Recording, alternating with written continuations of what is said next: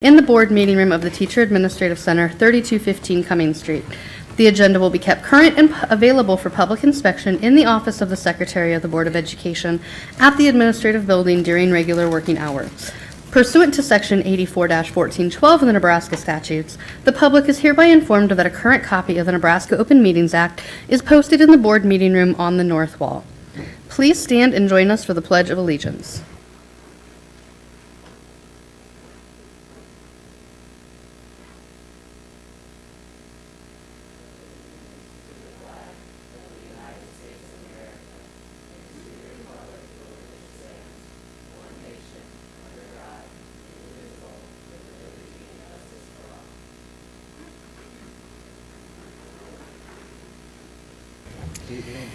Vice President Snow will now lead us in the OPS vision and mission statement. I'll begin with the vision. Every student, every day, prepared for success. And the mission. Omaha Public Schools prepares all students to excel in college, career, and life. Roll call, please, Mr. Ray. Cassidy, Here. Godding, Here. Hallman, Here. America, Present. Perlman, Present. Ryan, Here. Scanlon, Snow, Here.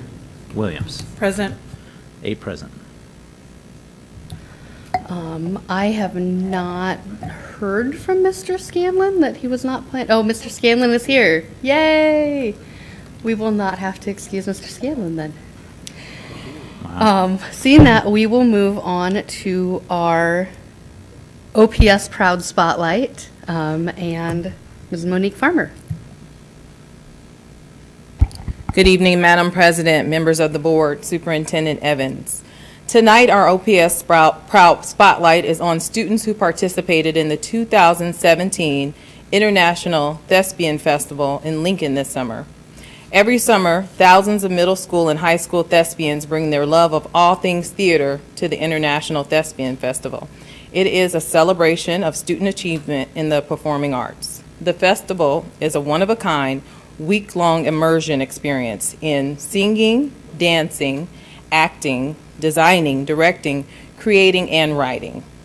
Tonight, we're recognizing Benson and Burke High School students who qualified to participate in the festival in June. First, I'd like to welcome to the podium Burke High School English teacher Emily Mokrisky, Dr. Walters, and Betsy Foy, and then following them, I'd like to invite 3 Benson students and Benson High School's drama teacher, Aaron Reet. They will take the podium.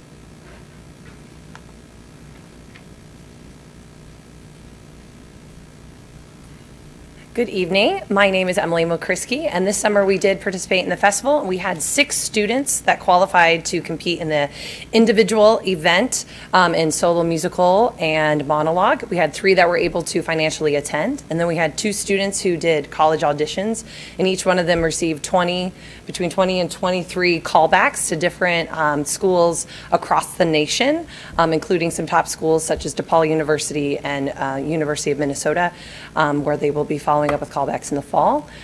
We also this summer, in addition to the festival, were nominated as one of the 10 outstanding musicals for the Nebraska High School Theater Arts Award Showcase.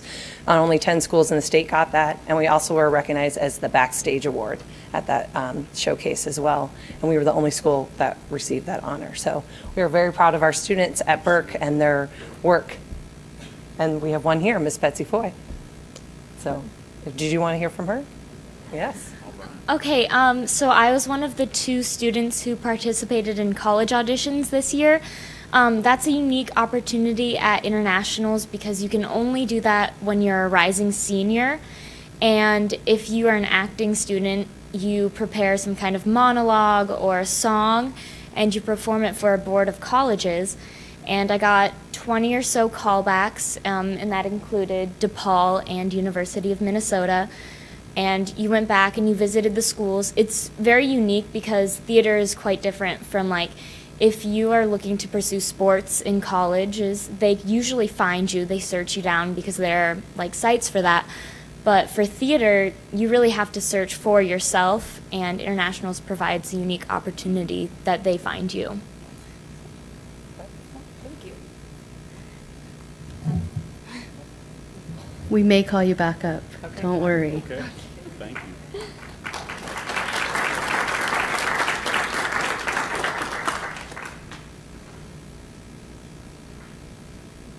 Hi, everyone. So yes, Benson went to International Thespian Festival. We had a little bit different journey. We started about a year ago preparing a show called I and You, and we debuted that show as the first school in the state of Nebraska and the Midwest to do that show, so it was really an awesome opportunity for us. We prepared that show and took it to the state festival. And then at the state festival, we were actually requested to represent the state of Nebraska at the International Thespian Festival. So we got permission to cut it down, and presented as part of Chapter Select representing our entire state. So we are really fortunate to be able to do that. So we have some students here who are part of that cast and crew of that amazing show. So I'll let them speak for a second. Hi, my name's Mary Davis. I was one of the lucky 2 people to be in the cast of the show. It's a 2-person show, just a guy and a girl, kind of going on this emotional journey as they bond together over this school project based off Walt Whitman. And kind of just the whole experience of getting to rehearse this show, remember lines, remember blocking, like bond with the other actor. It was just this huge like emotional impact on me. And then hearing the news about going to internationals, I just started bawling because I've never performed in front of that many people before. So just that experience, just life inspiring, I guess. So. You guys? Thank you. Okay, don't get too comfortable yet, because now's the part where do we have board members that have questions? And I think I saw Mr. Snow with his hand up. Yes, could I have all the students come up and just speak a little bit about your experience? If you don't all rush to the mic at the same time, please. Because there's other students right now that are probably watching this. I doubt it. But could be watching this and They may come trying to back and figure watch the out if they podcast want to do later. this. So go ahead.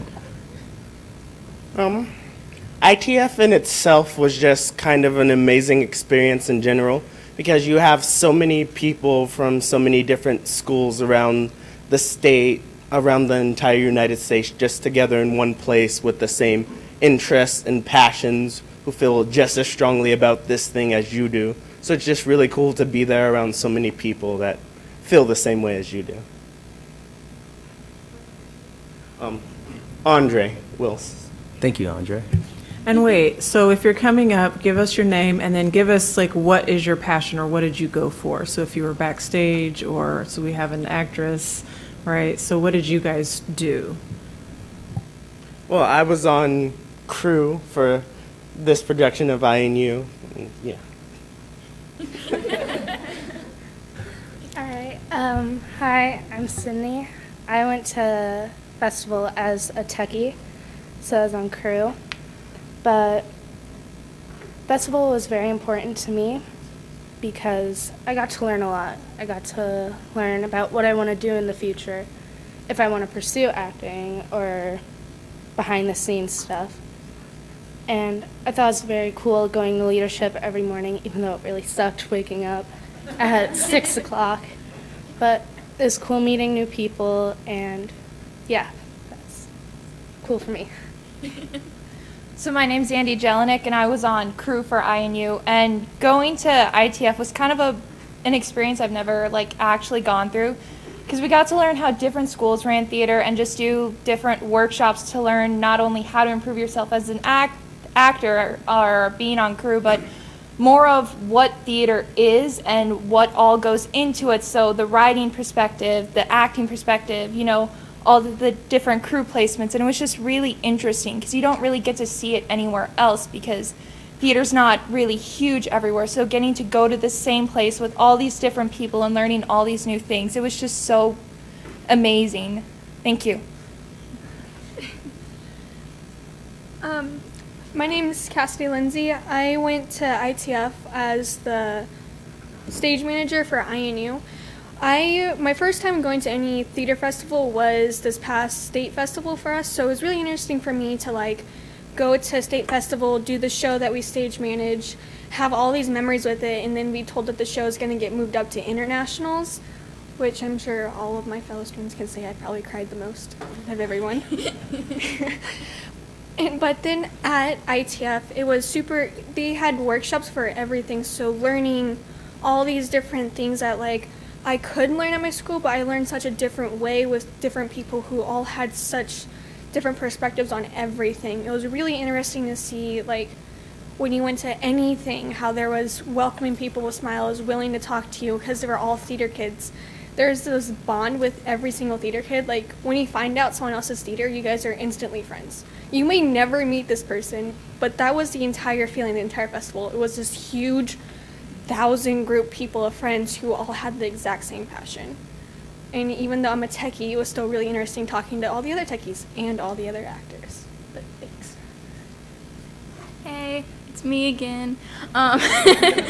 So I think the coolest thing for me at festival, like other than performing, was in a career sense, I don't want to go into acting. Like, I don't have that passion for me. It's more of just like, I enjoy doing it, but I couldn't see myself doing it as a career. So what I would love to be is a scenic artist, someone who designs the sets and the backdrops and all of that. So even though I got the experience of performing at the festival, I also got to go to all these cool workshops where I got to learn how to make like a little model of a set and learn different things about scenic painting and all of that. So I think it was, and not to mention, like, she went to college auditions, but they also had a college fair where you just got to go talk to people about different like aspects of theater in college.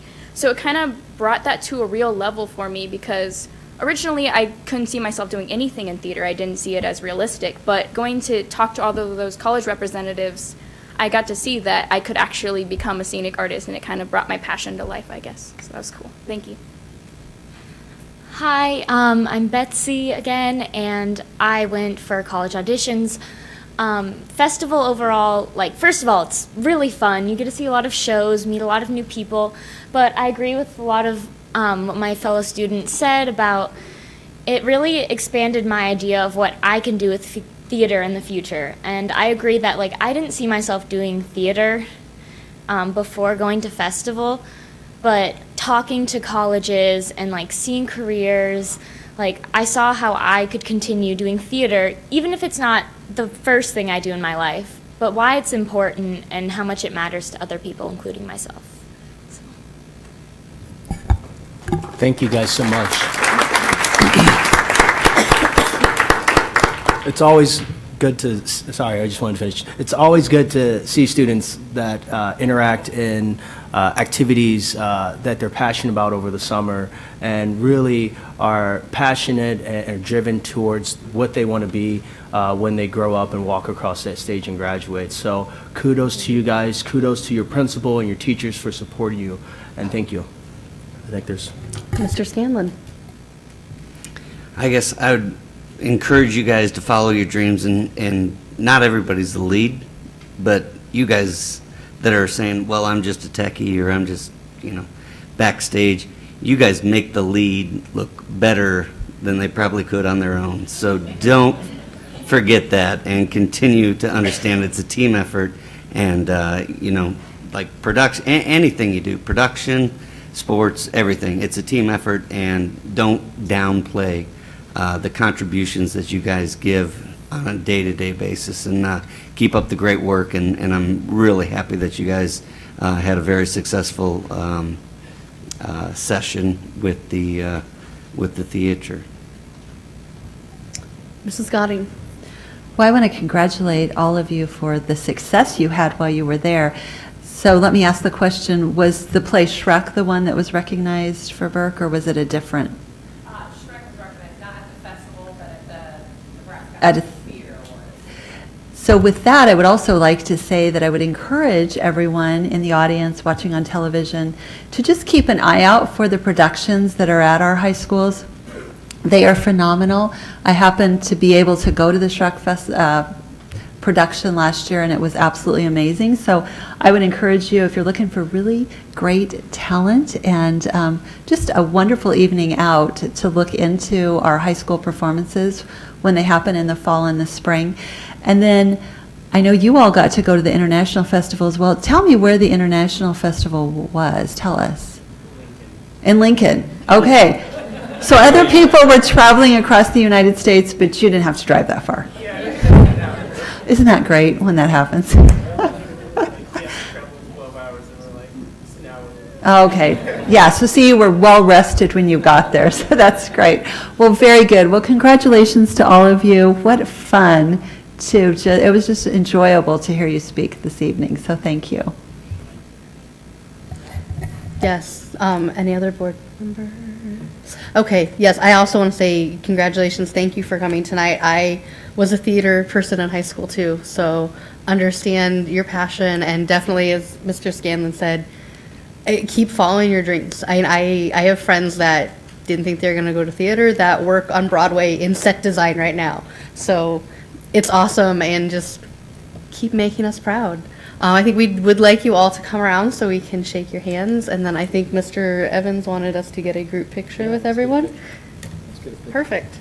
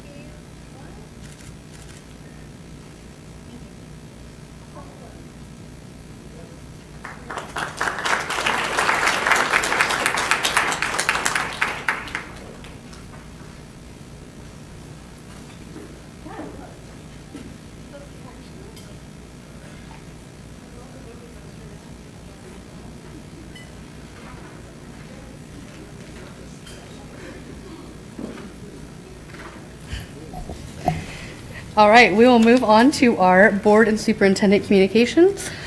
First up is our treasurer report from Connie Kanoki.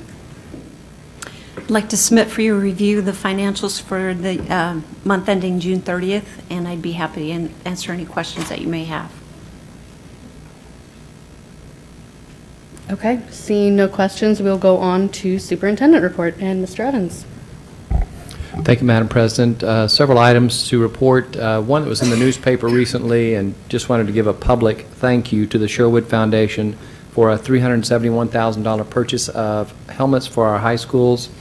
Every varsity student in all 7 of our high schools will have helmets that are equipped with a signal device that allows the coaches to know how much of an impact the young person had in a heavy collision. So it's a methodology of helping us understand some of the impacts of concussions and concussion protocols. So just a shout out to them. And while I'm on that same record, we were able to extend the Para to Teacher scholarship program for all of our paras. One of the things that we've really utilized to help create diversity in our teaching ranks, and also to give an opportunity for our paras to move into the teaching ranks and receive the compensation that goes with being a teacher. And this Para to Teacher scholarship program is just a phenomenal piece that we had a graduation activity recently that I was able to participate in, and you could just sense the joy and appreciation for the opportunity to become a teacher in OPS. So that grant has also been renewed. Also, just a thank you for the board for participating in several of we had principals retreats, new principal retreats. We had Leading Leaders Conference this summer, and had multiple board members that participated in great activities. And by the way, I think our new principals are just an outstanding group, and I know many of the board have been able to meet them already. They're going to do a great job. Also wanted to remind the board that on August 3rd, we have our leadership kickoff with all district administrators, and we do that over at the RL, the old Ramada, and it's a great opportunity to see, by the way, the young people from Shrek. They'll be performing at the start of the leadership kickoff, as part of our opening entertainment. So we'll see a little bit of Shrek at the leadership kickoff, and then, of course, we'll recognize student achievement and some of the work that's being done in our schools this last year. And early preliminary reports, it looks as if we're going to see some of those same kinds of gains we've seen over the last 4 to 5 years. So very excited about that. And with that, I am complete, Madam President.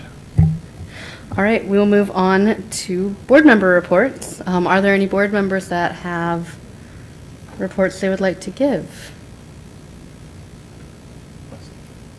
Mr. Snow.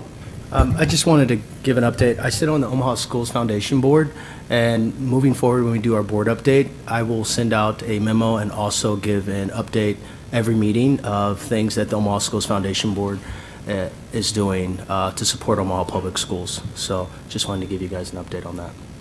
Thank you. Any other board members?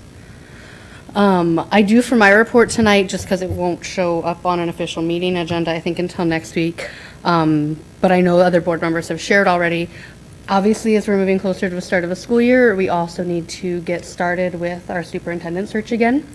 And our board policy does allow the board president to form temporary committees. And so after discussing with board members and with Mr. Snow, we formed a temporary superintendent search committee.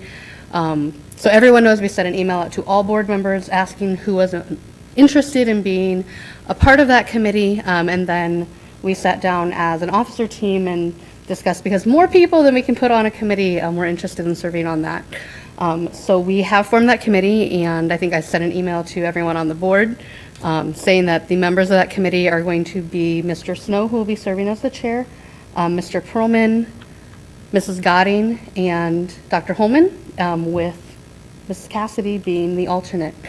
So I know they are planning to meet in the near future here, and then we'll bring their Wednesday.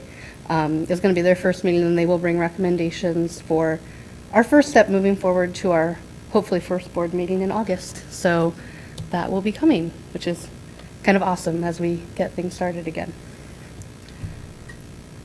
Okay, if we have no other board reports, we will move on to public comment and recognition. Do you have any other forms, Mr. Ray? Okay.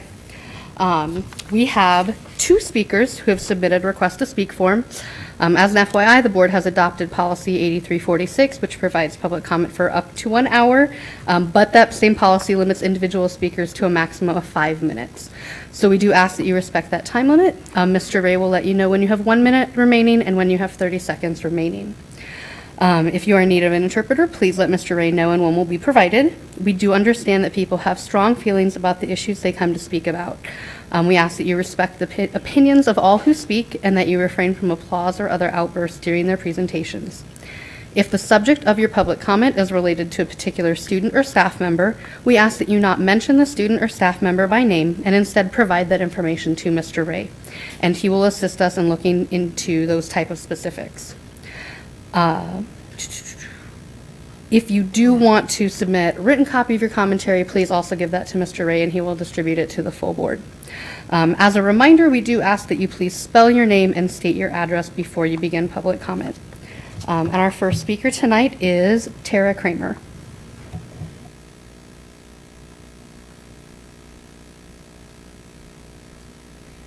Good evening, board. Thank you for letting me speak. My name is Tara Kramer, Tara-Kramer, and I live at 4903 North 138th Street.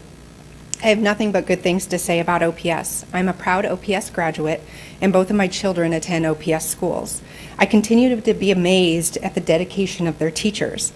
Last year, from time to time, my son's teachers would ask, "Did you see that on Twitter?"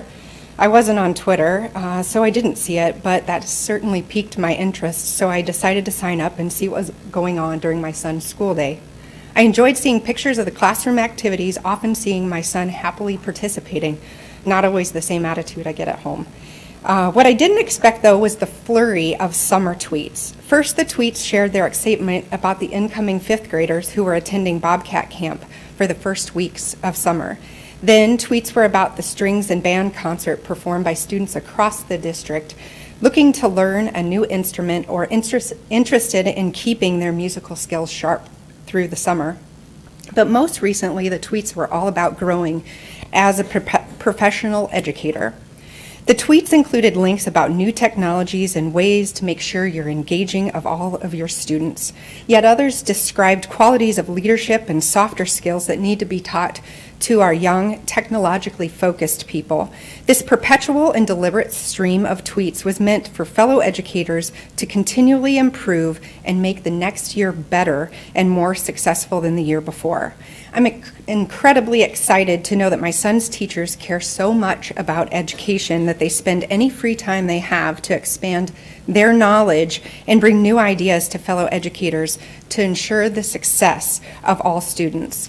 Not only are they expanding their capabilities, but they're also showing how social media can be used as a platform for good, a tool to share positive words of encouragement as well as information to grow as a person, educator, and leader of the industry. Thank you for sharing your OPS. Thank you, OPS, for sharing your wonderful teachers with my children. There are great things going on in OPS, but so many of our students leave the district for high school.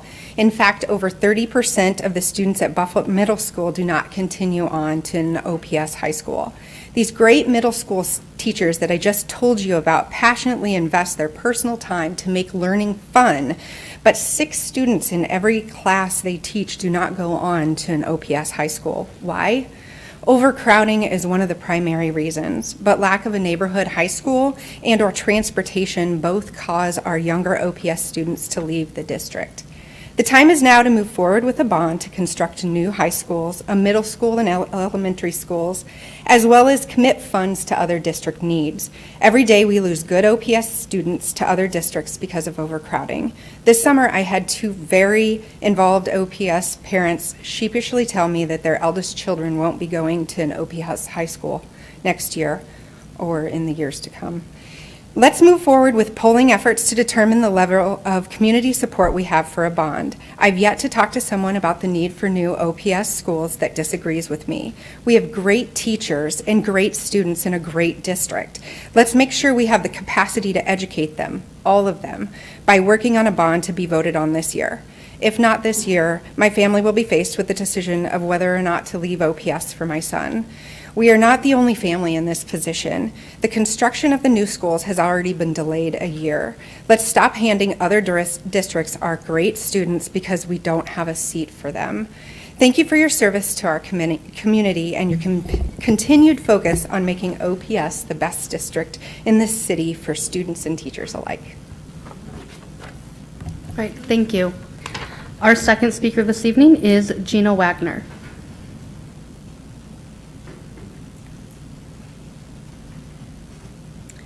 Good evening, Madam President and board members.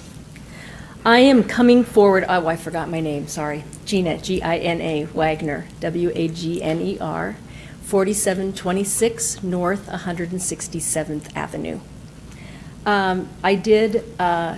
There's a handout going around with the letter. I just want to briefly talk about the letter to bring it forth, but you can read all of the details. I am coming forward tonight as a spokesperson for a group of concerned parents and members of the Omaha Public Schools community. It has come to our attention that a teacher in an OPS elementary school has been engaged in an inappropriate relationship with the father of one of her students. As a public service employee, teachers hold a special position of trust. In their respective roles, teachers exercise powers that have a significant impact on the lives of our children and young adults, and consequently, there is a community expectation that these powers will be properly and prudently used, and they must be accountable for their behaviors and actions at all times. Furthermore, it is not sufficient to think that your behavior is ethical, it must also be seen to be so. The appearance of unethical behavior can be just as damaging to public confidence in the profession as unethical conduct itself. This teacher has clearly betrayed public trust by not maintaining a coherent and professional separation between students, parents, and herself. Teachers are compelled to act with probity by managing private relationships in a way that does not adversely impact the work or reputation of the school, or create an apparent or real conflict of interest. This teacher has decidedly placed herself in a situation where it could be perceived that due to the relationship with the father, the student could be receiving unfair advantage over his classmates.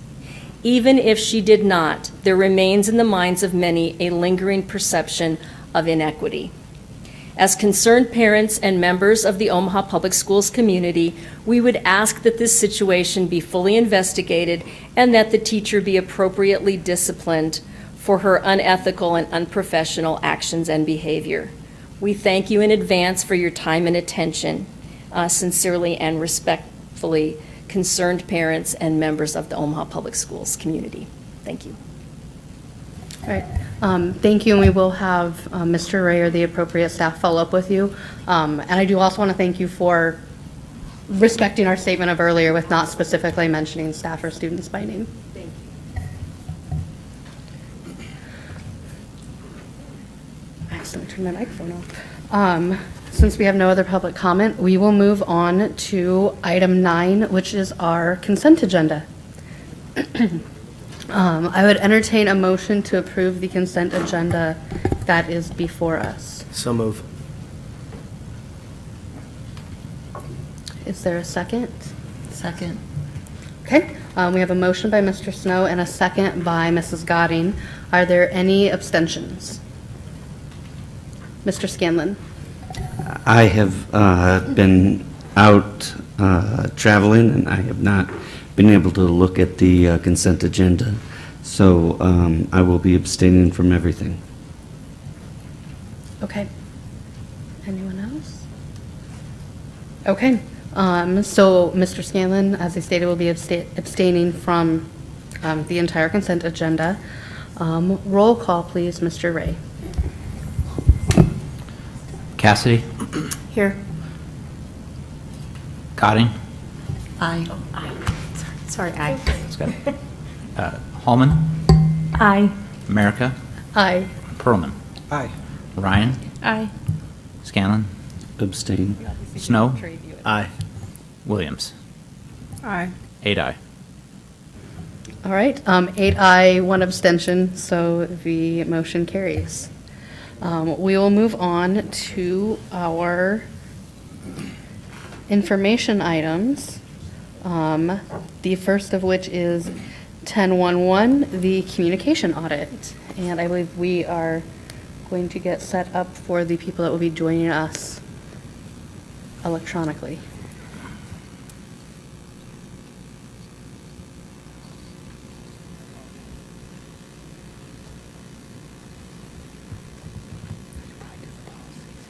Hello, can you hear us?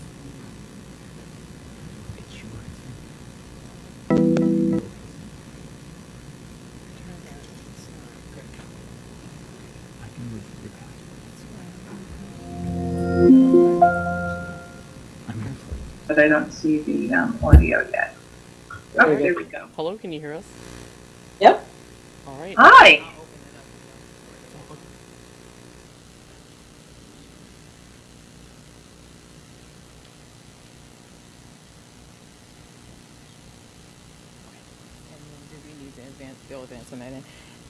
Hi, Karen and Sandy. This is Monique. I'm just going to open up before you guys get started. If you could wait just a moment.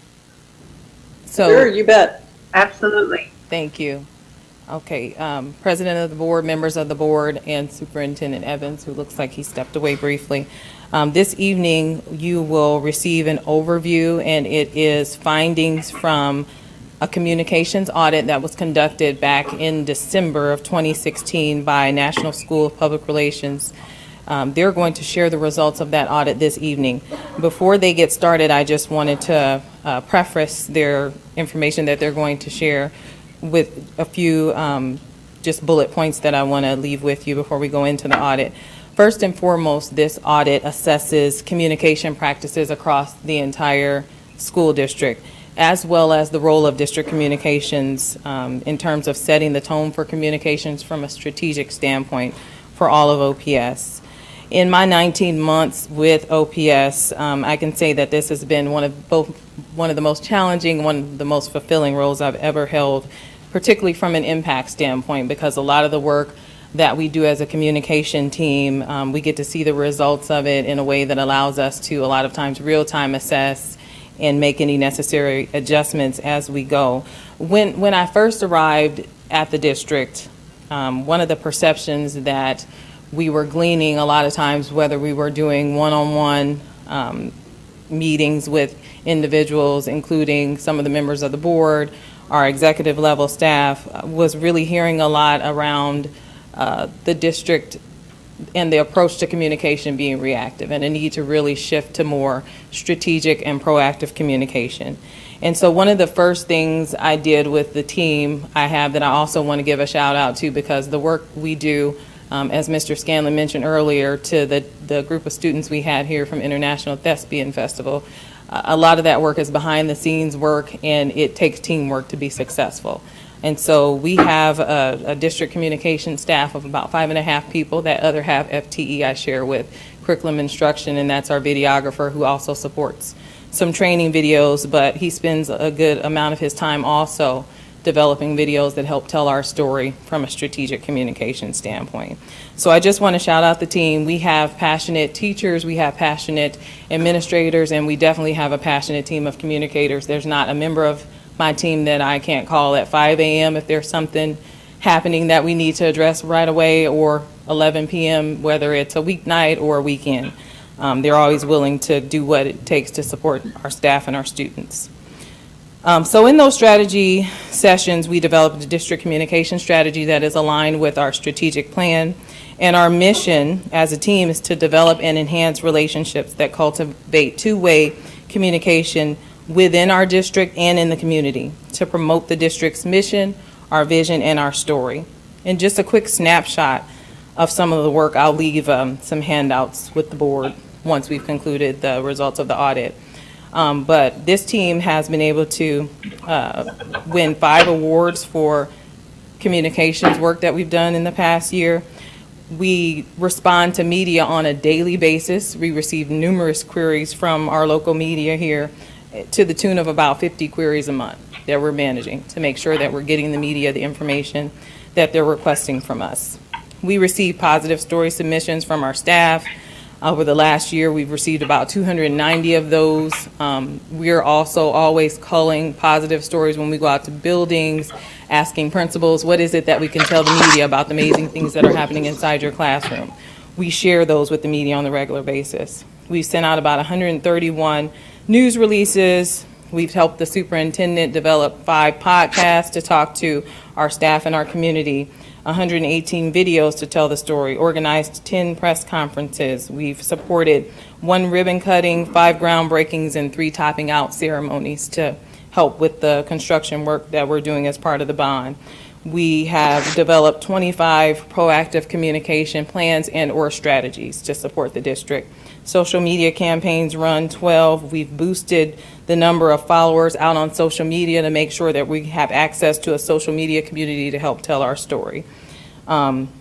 Social media impressions we get are about 150,000 per month. Impressions is people that we're in front of with our story. Traditional media, 180 million impressions per month. We developed 4 quarterly newsletters, 24 board digests, and 204 daily digests to help both the Board of Education and our executive level staff have an eye on what the media is saying about us on a regular basis. So again, that's just a snapshot. And with that, I will go ahead and turn over the results of the audit to our auditors, Karen Kleins with National School Public Relations and Sandy Coakley. Thank you, Monique. Good evening, members of the board, Superintendent Evans.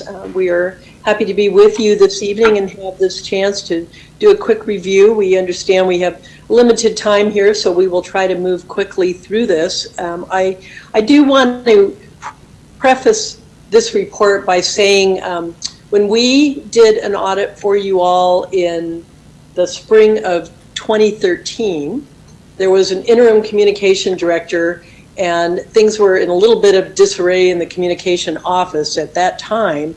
And when I hear Monique going through the review, I just wanted to reiterate to all of you that really tremendous progress has been made in the last 4 years, and under Monique's direction, and along with bringing Kayla Morrissey on board and the marketing arm, so that it has become a very solid communication program compared to what was in place. And I think they've done an amazing amount of work in a pretty short period of time to bring it to this point. For our communication audit this time, the purposes are basically the same. We were looking at the data, looking at opinion and perceptions to kind of assess the current effectiveness management of your efforts and look at them against some national standards and best practices in school communication, and to recommend some new strategies and tactics that will allow you to continue to strengthen and enhance the program, both internally and externally.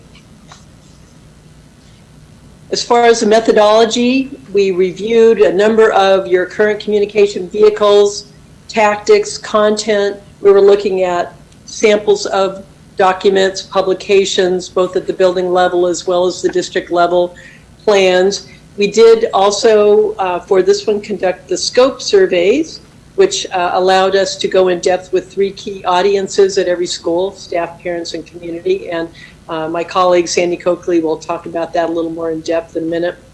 And we conducted 21 focus groups with a variety of audiences, internal and external, as well as some additional interviews, supplemental surveys with OPS administrators and the district communications staff.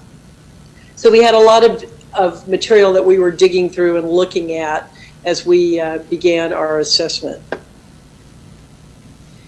As far as our key findings go, on the strengths, this was interesting when I tracked back to the original audit in 2013. Your strengths have, for all intents and purposes, remained the same, which says a lot about the foundation pieces at OPS. People still value your diversity as a top strength. The talented and dedicated teachers and staff come out across the board and continue to. I think you have an amazing staff in the district whose dedication is unparalleled probably in the whole area there. A very engaged and supportive community. OPS offers an incredible variety of unique programs for students. People noted that. And I think one of the things that always impresses me about Omaha is your longstanding presence in the community and the fact that you have multi-generations of graduates who have been through your schools. So you have an amazing alumni base. We also found an interesting dichotomy when it came to asking people about their perception of the district's current image. On the one hand, people told us that they believe that it's improving, and they cited the increased student achievement, they cited the passage of the bond, and the proactive communication and outreach that has been going on, the more positive narrative they cited under Mr. Evans' leadership and with your new communication team. And at the same time, they also noted that they think it's declining in some areas, and they pointed to more recent issues in the past school year and some continued negative press coverage. So while not unexpected, it gave a little bit of a push-pull in terms of image. Trust, we found, does remain an issue. It was an issue in the past and remains so. I think it's improving, but it's still something that OPS needs to work on. As far as communication challenges and improvements, one of the perceptions is that overall the district is seen as being very reactive, and we would say that this is not always the district's fault. Sometimes they're looking for answers and they're not readily available, and people are asking questions and aren't patient in waiting for you to get the correct and accurate answers. So the problem ends up being it does have a bit of a negative impact on the news media relations that OPS has. Internal communication is probably your weakest area. Staff do tend to feel out of the loop and not as valued as they should be. We found some inconsistent parent satisfaction at the school level, and including around large-scale district issues, that there was a disconnect there. Customer service came out as a big piece, and people pointed in general to a lack of responsiveness from TAC, both internally and externally. So we think this is an area that does need to be addressed in terms of how central office folks perceive their role in serving the schools and in serving the public.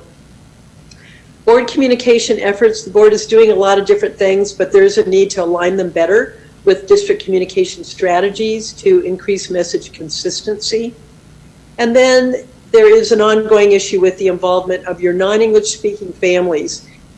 This is challenging for most school districts today, and it's limited due to some of the lack of services that you're able to offer them. So it probably has budget implications for the future in terms of increasing your translation interpretation services.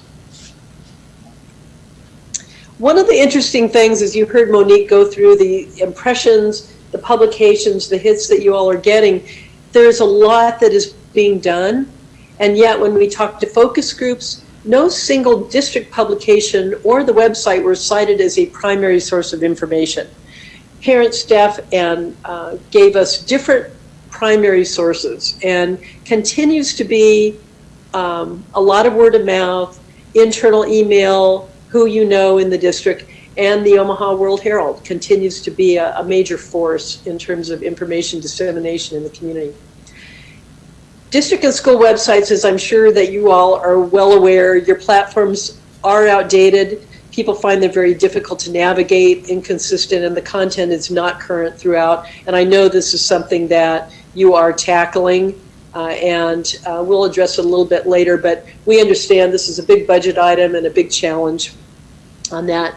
Your increased social media presence was acknowledged, but to date, parents are still not citing it as a primary source of information. It's growing, and you need to continue to be in that space, but it can't be, you can't rely on it solely.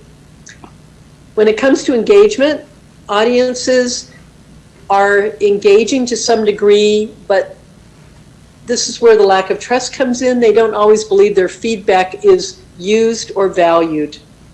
And then the last one we wanted to hit on was the Citizens Advisory Council, which I know has been in place a long time, but we really feel strongly it's no longer effective and needs a major overhaul. It's not working for you, and it could be a terrific asset. People are still wanting to be engaged there, but it really needs a new look and a fresh face. And then at the time that we were doing the focus groups, the board was engaged in a superintendent search, so we had asked a question about what people's expectations were for a future superintendent. So some of the things that they told us are listed here, you know, working with diverse communities, being an advocate, being visible, being accountable, things that you would hope and expect in a new superintendent. So I'm going to turn this over now to my colleague, Sandy Coakley, who is CEO of Scope, and she'll talk a little bit about that part of the survey process. Thanks, Karen, and good evening, everyone. As Karen mentioned before, we conducted the Scope survey at Omaha as part of the audit. Scope is the national standardized quantitative assessment that we've developed to align to the standards of practice that the National School Public Relations Association has created and publicized since 2013, actually.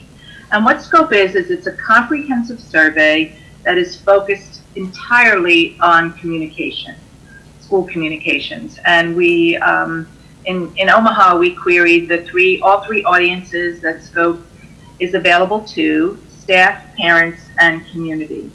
And basically, we've already gone through all of this data with Monique and her team, and there is literally tons and tons of data here because we ask all kinds of questions around how people are getting their information, how they prefer to get their information, if they're getting the information that they need, whether they consider that information to be accurate, timely, transparent, or trustworthy. And overall, are they satisfied with the information? How satisfied are they with communications? And what is their perception of the district based on the information that they're getting?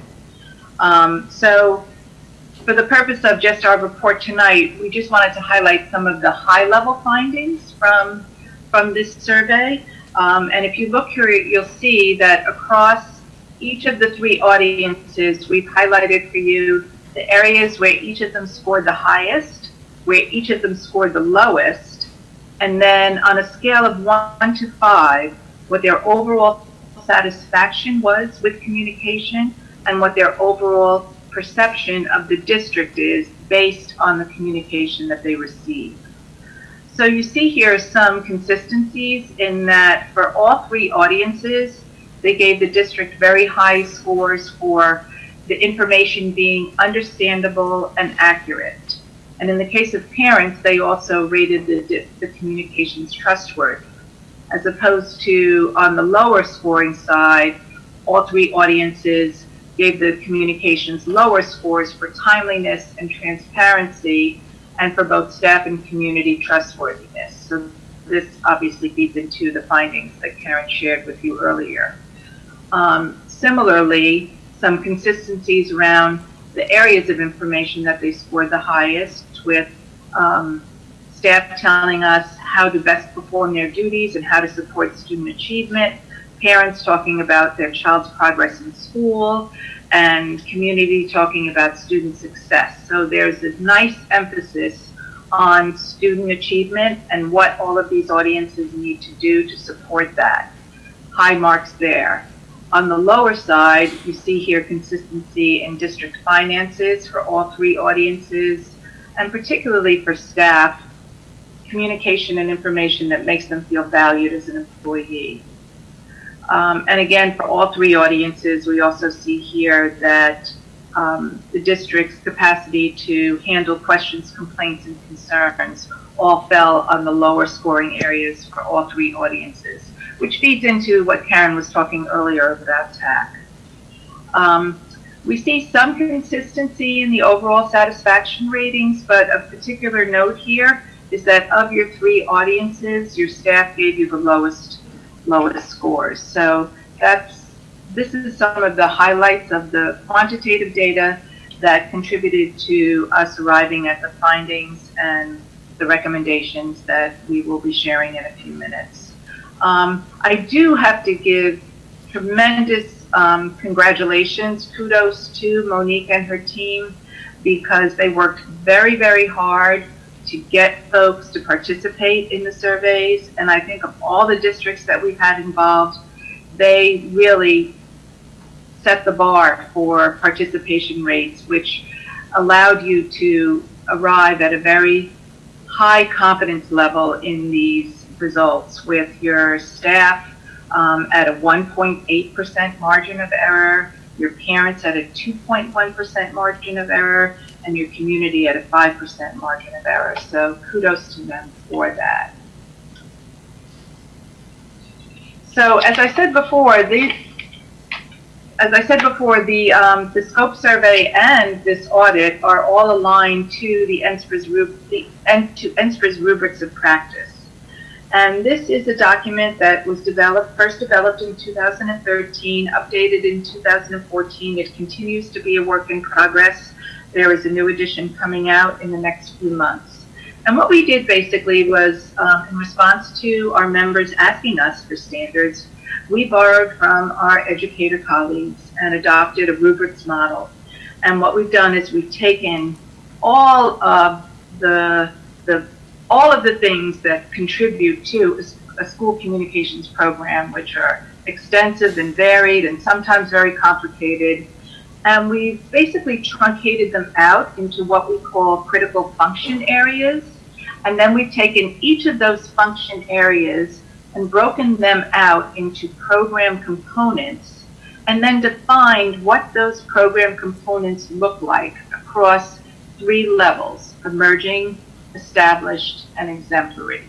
And you'll see here that emerging practice is largely one that's in its early stages, reactive.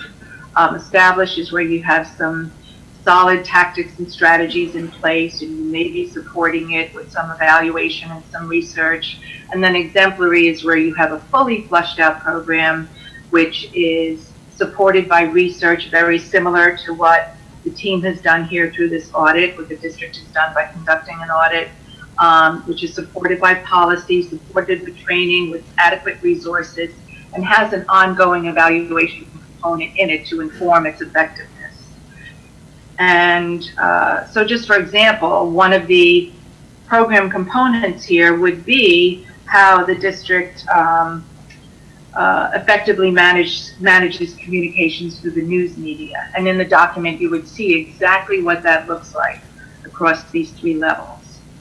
And how we use this in the audit is we then take all of our findings and we then look at each of these critical function areas against where OPS practices currently lie based on what we learned about the organization.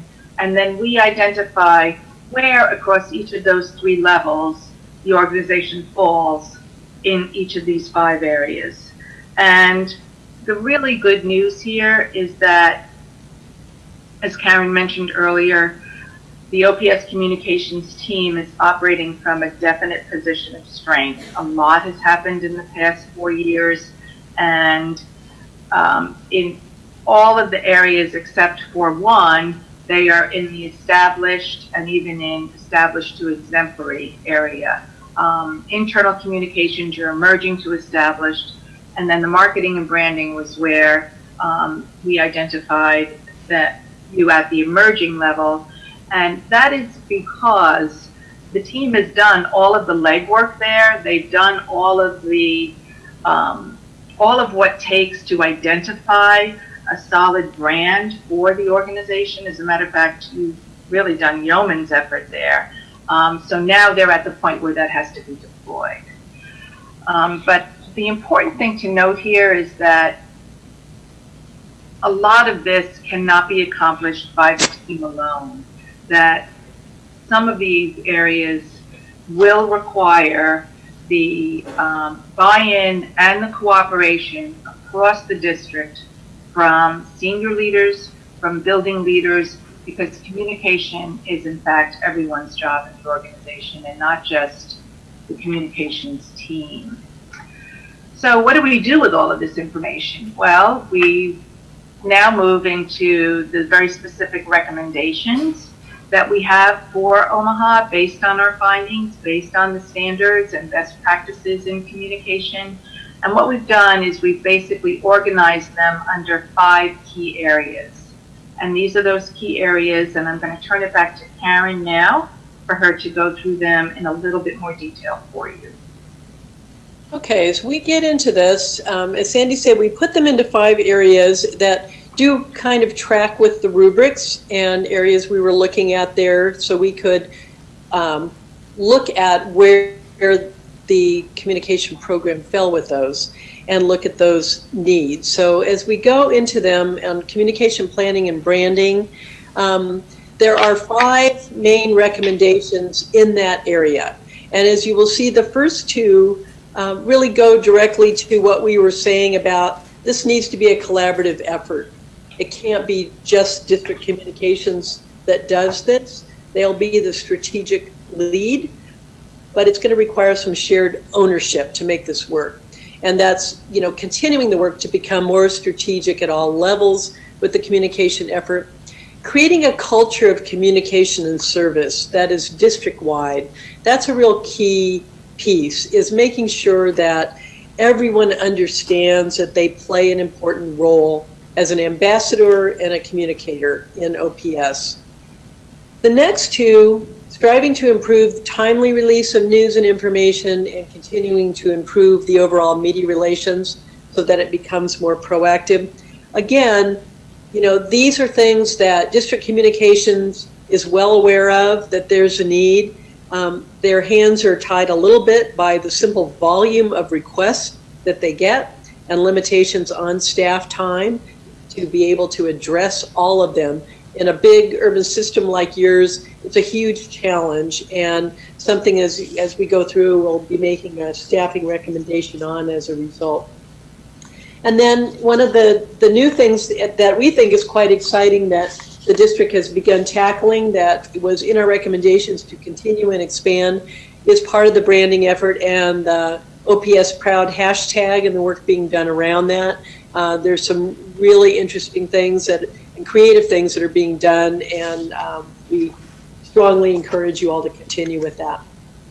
The next area is internal communications and engagement. And as we noted earlier, that is an area that's weak. And so putting a new focus on internal communication and really doing a better job connecting with employees, making them feel important members of the team and making sure that they are the first ones to get news and information is going to be really key here. And then looking at the internal systems and processes to make sure that that all happens. Part of that engagement piece is when opportunities are offered to employees to provide input, to have a part in decision making, they've got to be authentic and designed so that they rebuild the trust. And so your employees they're doing their jobs and they're working their hearts out, but they're doing it for kids and at the school level, and there is still a bit of a disconnect to OPS. And to bring that all back under the OPS Proud banner is going to be an important job. And under each of these, you will see in the bottom corner, we've marked how many action steps are under these recommendations, and we're not going to go into those tonight. But when you see the report, you'll see that each recommendation has action steps under it that are more of your tactics and strategies. The next area is the website and, I skipped ahead here, external communications and engagement. And again, strengthening that direct communication with parents and families, which is sometimes more difficult than it sounds on the surface. Parents today like to get their information in a variety of ways. And so just putting a school newsletter out isn't the only answer anymore. It is still a key one. And it is interesting in NSPRA's research, and when we do audits in districts of all sizes across the country, probably still your number one parent source of information is their building newsletter, whether it's print or whether it's electronic. They still go to that first. So maximizing that is really a key at the building level, and getting district information into those publications will also help expand the dissemination effort there. And maximizing distribution of publications to all your external audiences, not just parents, but your non-parent audiences, empty nesters, business community, others in the who have a vested interest, taxpayers in OPS who want to know more about it. And then continuing to expand opportunities for engagement. And then, as we noted earlier, really working on creating that inclusive culture for non-English speaking families in the community. Website and digital communications. I'm not going to spend a lot of time on this now because the key recommendation here is to start planning for the transitioning of the website to a true CMS platform that will help you improve navigation, relevance, and expand the capabilities that you need for this to be a premier source of information for your publics. Because it's also the first site that families looking to move into the district are going to go to. So this one needs to be invested in, time taken with, and ultimately some budget allocations made over the course of the next few years to make sure you can bring it up to speed and expectations the community have for it. The final area that we addressed was superintendent communications. And number one on the top of that list is the importance of providing regular updates on the status of your next superintendent search when that gets going again, to make sure that everyone is in the loop. And that's both with your staff and with the community. And it's important that people know where the board is on this so that you dispel any rumors, any other conjecture that's going on, and that you build that sense of transparency in your search for the next leader of OPS. And then when you do settle on a candidate, to use the introduction of that person to increase visibility and accessibility, not only of the new superintendent, but also the entire executive council and the board and district leaders across the schools and community, to really make this an important community event, because people in Omaha do look to OPS as an education leader. And so we want to make sure from the get-go that your next leader is positioned appropriately. So having an entry plan and thinking through that in advance, I think will have a lot of benefits in the long run. So consideration, Sandy, you want to take this one? Sure, yes. So in light of all that we've shared with our findings and the recommendations, we always like to provide a context around how you actually take this information and decide on next steps. And for Omaha, there were three things that we just wanted to make sure we emphasized. One was that, as I mentioned before, that you are operating from a position of strength, that we're not talking about throwing out the baby with the bathwater here, that there is a lot of really solid practices in place, especially given the limited size of the team. They are really doing a yeoman's job. So to recognize that and to build from there. And in addition to that, as both Karen and I did mention before, that communication does not rest with them alone.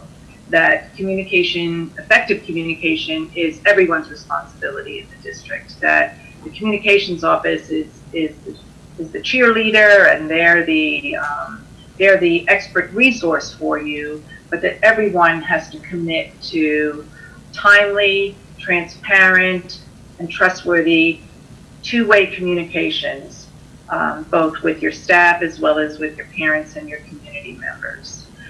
And lastly, just to keep in mind that while we have a lot here, it's not the expectation that all of this is going to be done tomorrow or next week or before the opening of this school year, that the recommendations here really are going to take a little bit of time to implement effectively. So to think about them in that context and to plan for both the short term and the long term. Right, and to work on building communication capacity. All of this kind of leads up to that in terms of what your current needs are. And, we want to see OPS maximize the investment that it's made in its communication talent by making sure they have the resources and the staff in the district communications office that are going to allow for the high-level strategic approach that is needed to the communication and marketing effort. And so to that end, we are always very cautious in making staffing recommendations because NSPRA fully understands the budget implications, and we know that, that is not something that can be done lightly. So we don't ever come into an assessment and just immediately say, oh, you've got to add, 5 more staff members and another $300,000 to the budget, because we know that that's not possible. So when we make recommendations, it is because we see a real need, and we're looking at both the capacity of the existing staff and that in the context of what are the expectations of your audiences for your communication effort. So to that end, the things that we saw that really leapt out at us in our time there were the need for a media relations coordinator. Most urban systems similar to OPS, given your proximity to local news media, given the focus that local news media has on your schools and what's going on there, and in your case, because you are, the major school system in the state of Nebraska, we feel like if you're really going to take advantage of the strategic talents that your director of communication has, we've got to give her the freedom to be able to focus on that. And if she's serving as media relations coordinator, she can't do that. We saw that firsthand in that Monique and Kayla both are fielding media calls, every 15 minutes. And you can't constantly upend your day when you're trying to do strategic communication. So there's a real need in OPS to have a media relations specialist on board whose primary role is going to be to field those day-to-day things, and then the high-level things can be handled as needed. But I think given the nature of the community and the focus on OPS, it's a real need there. The second position goes to the website issue, and that is as you consider migrating the website and transitioning to a different platform, it is also going to need a full-time person who would be not just website, but also overall digital communication, who can help with integrating the website, your social media platforms, and all of those pieces so that they come together in a synchronized way and are really supporting the overall communication plan. But it's going to need some attention to it. It's hard to piecemeal those pieces. So we hope that the board will put that into consideration for the future in order to build capacity in the department. And finally, as looking at capacity, we are recommending that the team take a hard look at everything that they are doing in order to become more effective. And that is taking a critical look at all the tasks currently being tackled, to evaluate and track time on task, and to evaluate outcomes as well as outputs. Because if it's not moving the needle, then you shouldn't be doing it. So just because something is nice and people like it, you really have to look hard at what is it doing to support the board's overall goals and mission in moving things forward in OPS. And everything that's done in the communication realm needs to go back and support that strategic plan. So those are the capacity issues that we feel it's really important to put into play as you look at the coming year's budget and your planning efforts on that. So that's our report in a nutshell. If the board has questions, we're happy to take them at this time. First off, I do want to thank you both, Sandy and Karen, for making yourselves available electronically to do the presentation for us this evening. And for board members, I know you should all have a physical copy of the full audit in your mailbox if you haven't grabbed that yet. And just because I know we had a couple board members trying to figure out on the scope survey, it is at a scale of 5 points, because there was some question whether that was 4 or 5. Mr. Snow. I thank you guys, and thank you for the audit. I just have one quick question. Will there be any ongoing support after this audit?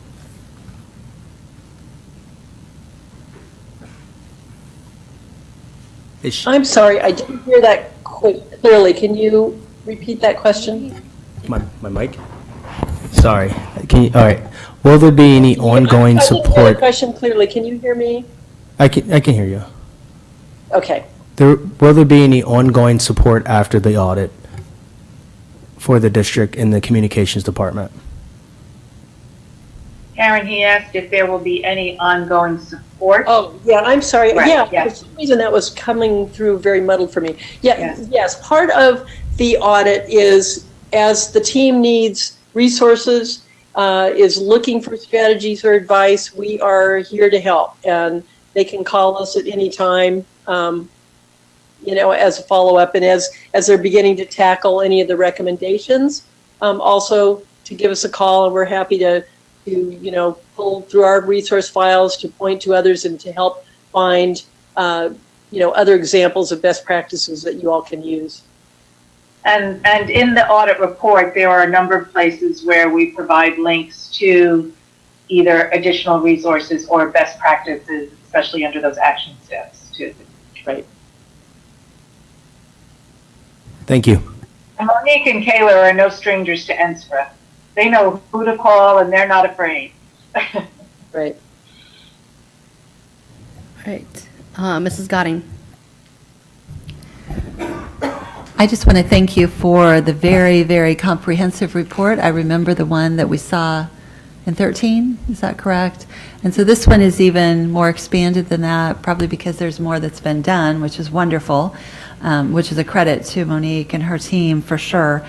But I don't think that for the things that I saw and in going through some of the more detailed specifics, I think you hit very, very clearly on everything, and I think there's certainly work to be done, but I know that we've got improvements that are being made. And I certainly appreciated, as you pointed out, some of those digging deeper into some of the recommendations and tying that into strategic plan efforts.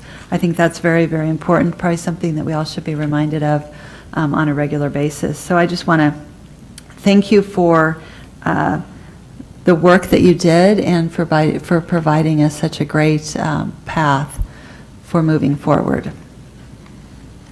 Thank you, and we hope that the district will use it that way. Districts that have used our audits well don't put them in a drawer. They really use it and refer to it as, I kind of call it a roadmap for you, and you're not going to do everything that we recommended, but it gives you a compendium of best practices to pull from. And I think, you're able to kind of go through, some things may work for you and some things you may decide don't. But as long as you use it as a reference, we're happy. We're here to back it up with resources. And, we're all looking at trying to move things down the path. And as I've said many times, Omaha is one of my favorite places. I think it's one of the best kept secrets in the country. And there's so many good things going on there. And the OPS staff are truly phenomenal. Everywhere I've been in your district over the last, decade of in and out of the city and working with folks there, I've just been impressed by the deep level of commitment that they have for kids and the things that are going on there. And it's a great story to tell, and people need to know. And even Monique and her team having the wherewithal to undergo an audit that is this intensive, and to be able to want to know the answers to some of these tough questions. It's a credit to them, and it's a credit to the district to support that. So congratulations. Any other comments or questions from board members? Mr. Scanlon. Hi, this is Matt Scanlon. I heard that you guys said that the Citizen Advisory Council was no longer a good medium to seek feedback. Could you expand on that? Yeah, we heard from a lot of the folks that have been part of that for a while, and the feedback was pretty strong that they just feel like it isn't working. I know when it was first put into place, I think it was effective, and it was used as a dialogue and a way to interact and engage citizens in the business of the district. But over the years, it has sort of deteriorated into what I would call a sit and get. And I think there's a couple of factors there. Number one, when they call a meeting, it's too large, like over 100 people could show up. So it's too large to have any sort of real dialogue with people and really engage them. And what we were told, and because we had a focus group with folks that had been actively involved for some time, and they said they go, they watch a PowerPoint, they can ask a few questions, they're told to take notes, and then go back and share it. And that's it. And they walk away, they don't have a handout, they don't get a copy of the PowerPoint, and they don't get a chance to have any conversation with district leaders about what's going on. And so what they were saying to us is, it's not really worth my time if that's all you want me to do. And what I want to do is help the district and be engaged at a deeper level, but nobody's really tapping me to do that. So we believe that I think people still want it to be effective, but I think you need to take a hard look at how do we break it down so that it is more manageable and it actually provides authentic engagement opportunities for those folks who want to be part of it. And not just come in, get information, and go out and share it with whoever you want. It's got to be more defined than it is at present. So I would hate the OPS drop it entirely, because I do think it has great potential, but I think it needs to be revisited and kind of restructured and look at who's leading it and see how you might improve it. Were there any recommendations from the participants on how to restructure it? Were there any, I'm sorry, were there recommendations from the participants on how to restructure it? I don't recall specific recommendations. They didn't go into that level of specificity. My suggestion would be to bring in another group of, the ones that have been most active, have the principal to identify them, and bring in maybe some of those folks who have been involved the longest and have been active in it, and just have an in-depth conversation with them, because we had an hour with the group and it wasn't just about the CAC. It was about all of the rest of the communication.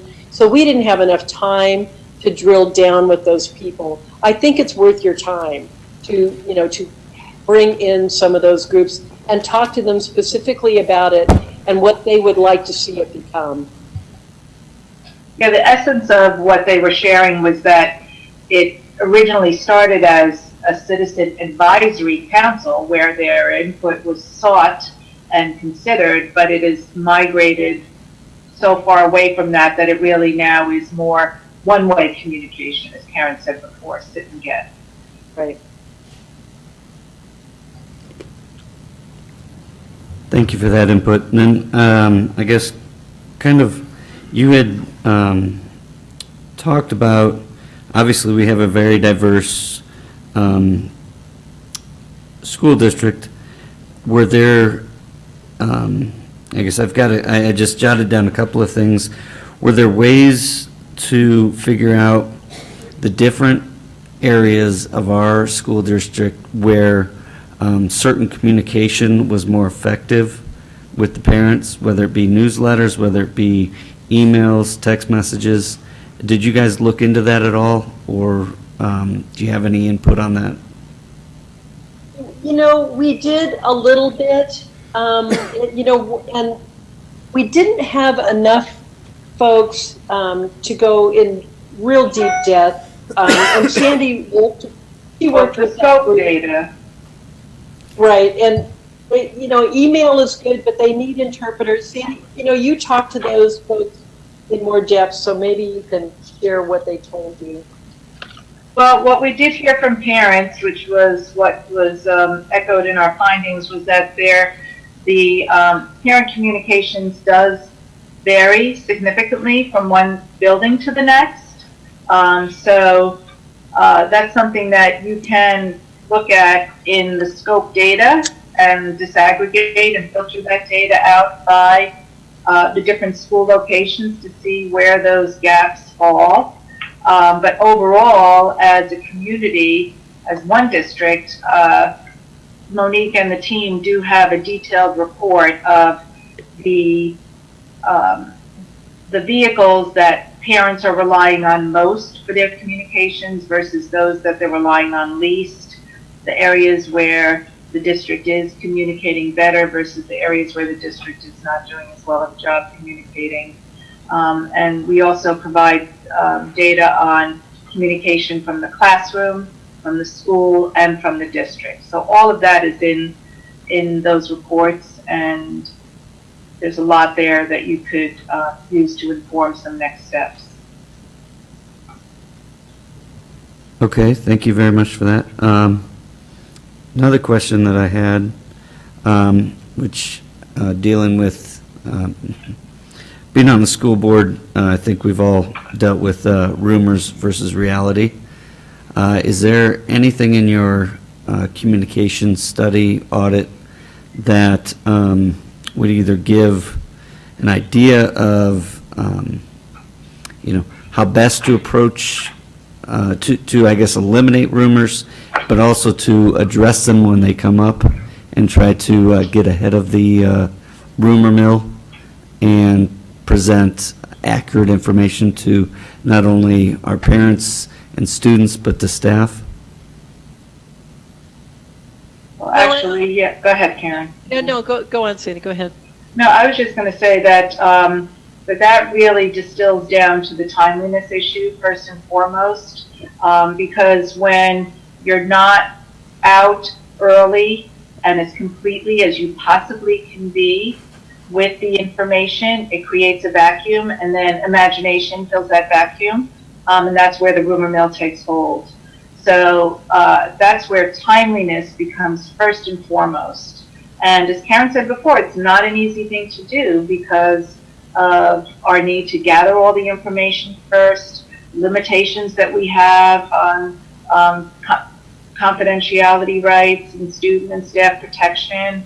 But it's something that we have to work diligently and keep first and foremost in our minds that when something happens, we have to think about communicating it as quickly and as completely as we possibly can. And the second part of that equation is that staff need to be told first, because each and every member of your staff is automatically seen as an ambassador for the district, whether we prepare them to serve in that role or not.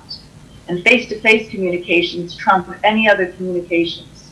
So what they're telling their friends and neighbors and family members and acquaintances trumps anything that they read in the paper or read on social media or hear third party. So telling staff first and controlling your message becomes paramount to helping dispel and minimize rumor.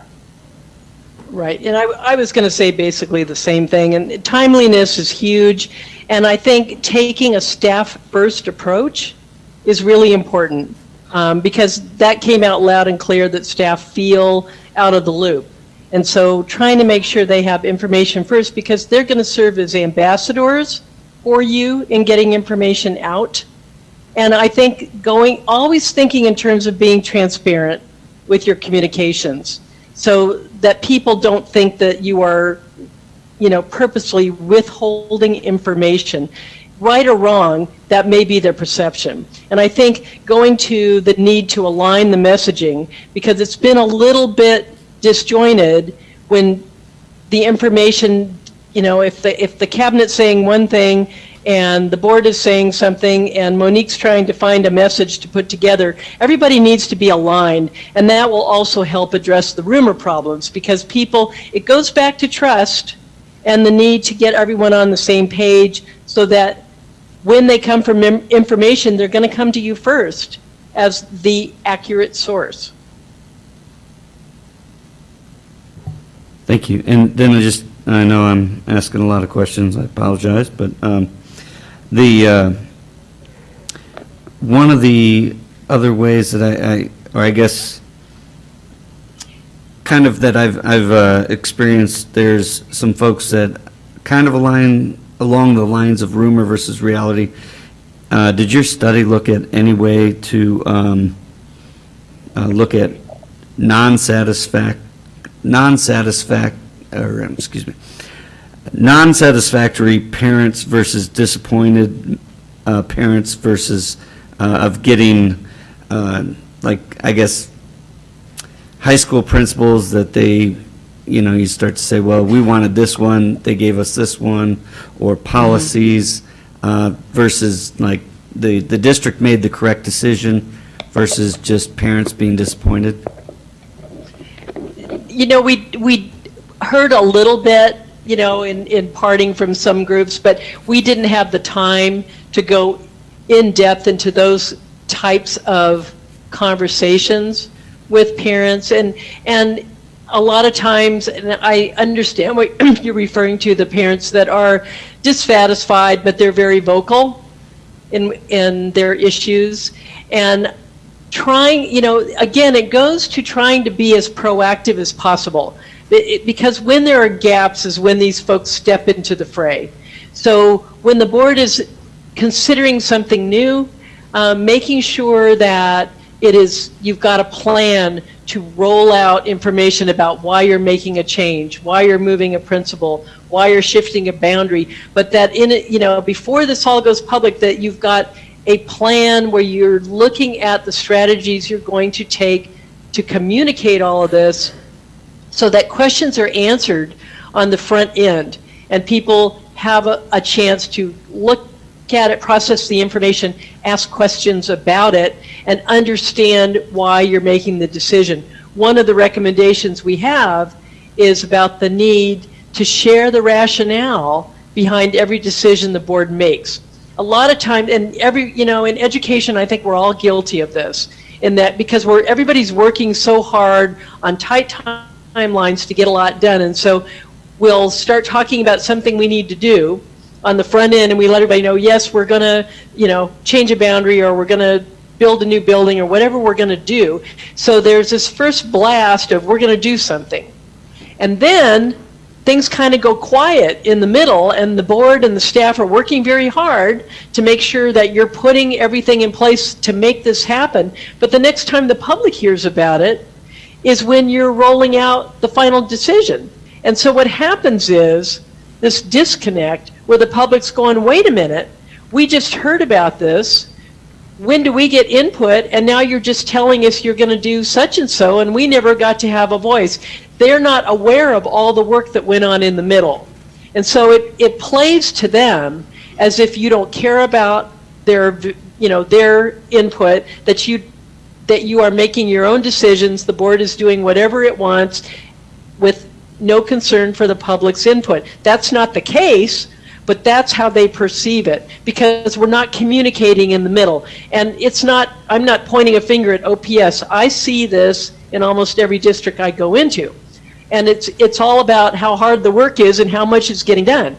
And so what we have to do is have a plan from the very start of sharing step by step by step where you are in the process, keeping it open, keeping it transparent, constantly doing your checks and balances so that people know what you're up to. And when you finally announce a decision, they're going to go, okay, I get it. It's not what I wanted, but I understand the compromise and how we got there. So there's a process to kind of begin to put this together and to put some of the rumor mill to bed so that it doesn't keep feeding on itself. Thank you. And the last thing I have for now, I guess having come into a school district that did not have really any communication plans in place district-wide, that was almost left up to the individual buildings. Could you comment on, I guess, from the time the superintendent started, have the superintendent podcasts been effective in providing more information to the district if they seek that information out?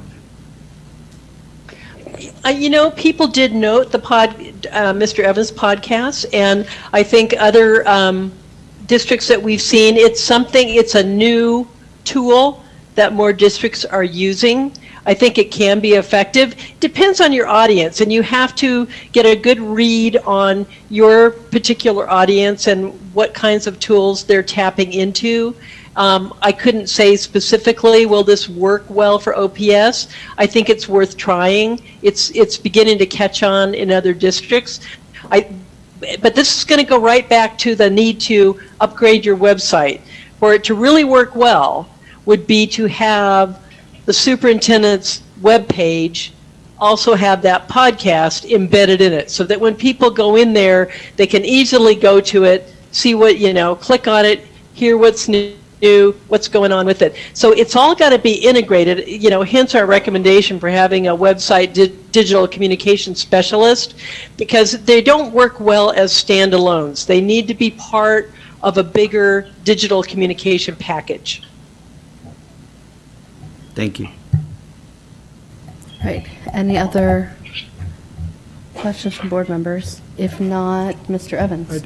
I'm sorry. Sorry, Mr. Perlman. First, thanks for all the information that you have provided us. It's excellent. I do have a couple questions. One is, looks like on page 8 of the presentation, I'm curious how many parents took part in this survey. You mean in the scope survey? Yes.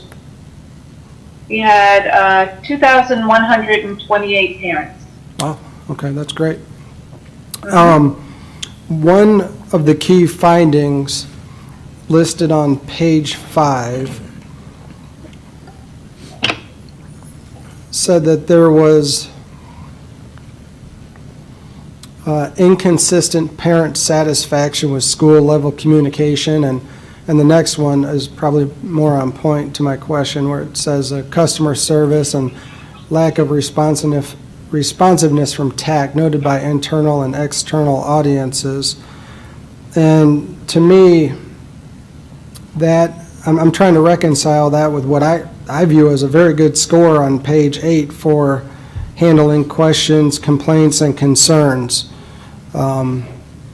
Can you kind of explain that to me, or is 3.8 not really a good score? Because it seems to be a good score, but one of the key findings, like I said, was lack of responsiveness. Right. Actually, I can just clarify that. The handling questions, complaints, and concerns is not in fact a 3.8. Handling questions, complaints, and concerns was one of the lower scoring areas. The 3.8 was the overall perception of the district. That grid has 4 different sets of data there. So for all 3 audiences, staff, parents, and community, they all rated the district lowest for how you're handling questions, complaints, and concerns. And this data in the scope survey was very consistent with what we heard in the focus groups. So just focusing on page 8 then, is it accurate to say that parents found that the district was providing timely and transparent information about district finances and technology in the classroom? Is that what bumped it up to 3.8? Or am I? No. Okay. No, if you look at the top of that column, you will see that everything in that column was the lowest scoring areas. So if we look at the parent band across the middle, the first column is the areas where that parents scored the highest. The second column is the areas parents scored the lowest. The third column was parents' overall satisfaction with communications. Okay, all And the right. fourth column was their overall perception of the district based on communication. Okay, I apologize. I'm sorry if that's not No, no, it's clear now. That's me not reading this better. One thing I do want to go back to is the community advisory councils, and myself and Mr. Snow were at the last couple ones, and I do want to applaud the district, because the last one that I was at, that was actually, and I think it was probably just about 40 days ago, and that was a major part of that meeting was about halfway through, they started talking to us about what are these meetings for? Is anyone doing anything? And they had some questions about the grading scale, and I brought that up in an email. I think Mr. Snow did as well, and immediately the district came back with a very comprehensive update, and they were here 2 meetings ago, and so I just want to say from and the questions that I've had, and I've had a lot, and constituent complaints that I've passed on to Mr. Ray and other staff, I think they've done an excellent job of thoroughly answering every question that I have. So if there's some shortfalls there, I know that the district is working very hard to improve in that area. So I just wanted to point out my experience there. I'm trying to think of what other questions. I don't think the shortfall is in the district not answering questions of the CAC. It is really the format of the meetings. Sure. Yeah. And I think,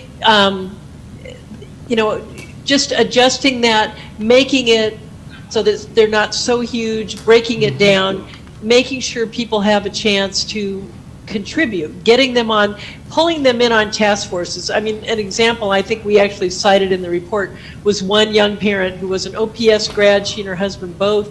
Now they have their kids in the system. And her comment was so pointed because she said, I am at a point in my life where I feel like I have something to offer, and I want to help OPS. I'm committed to the schools, but nobody's interested in my help. Nobody ever asked me to do anything more than come sit in a meeting, and I want to do more than that. And I think that was very telling, because I think there is a group out there who would become workers for you and advocates for you, but you've got to tap into that and give them something meaningful to do beyond just sitting and gathering information. And that's why I think if you can pull together some of these folks, tap their brains and find out what is it that they want to do. Because I think we have to think in terms of these younger parents. They have a different approach to what involvement means than those of us that have been around a while are used to when we say that. And so we need to kind of go at it from where they are with what it is they want to do and how they want to be involved. It's worth your time, I believe, and then to continue to answer questions. But I think, tapping into that, changing up the format so that there's more energy there and people feel more engaged in the meetings could really help a lot. Okay, I think I just have two other questions. One, I think these are both come from page 5 on the presentation, where we talk about involvement of non-English speaking families. Right. And that's something that we're always trying to be cognizant of as you go from the highest proportion of students speaking a language to the next. And when we're talking about populations of students where there may be only a couple of hundred, which is significant for each and every one of them, what suggestions do you have to reach some of these? Because we have a booming refugee and immigrant population here, and there's a lot of languages, and how would you suggest reaching those where there's just dozens of families speaking those languages? Right, and and there's no way that you can translate into every language and dialect that is spoken in the district.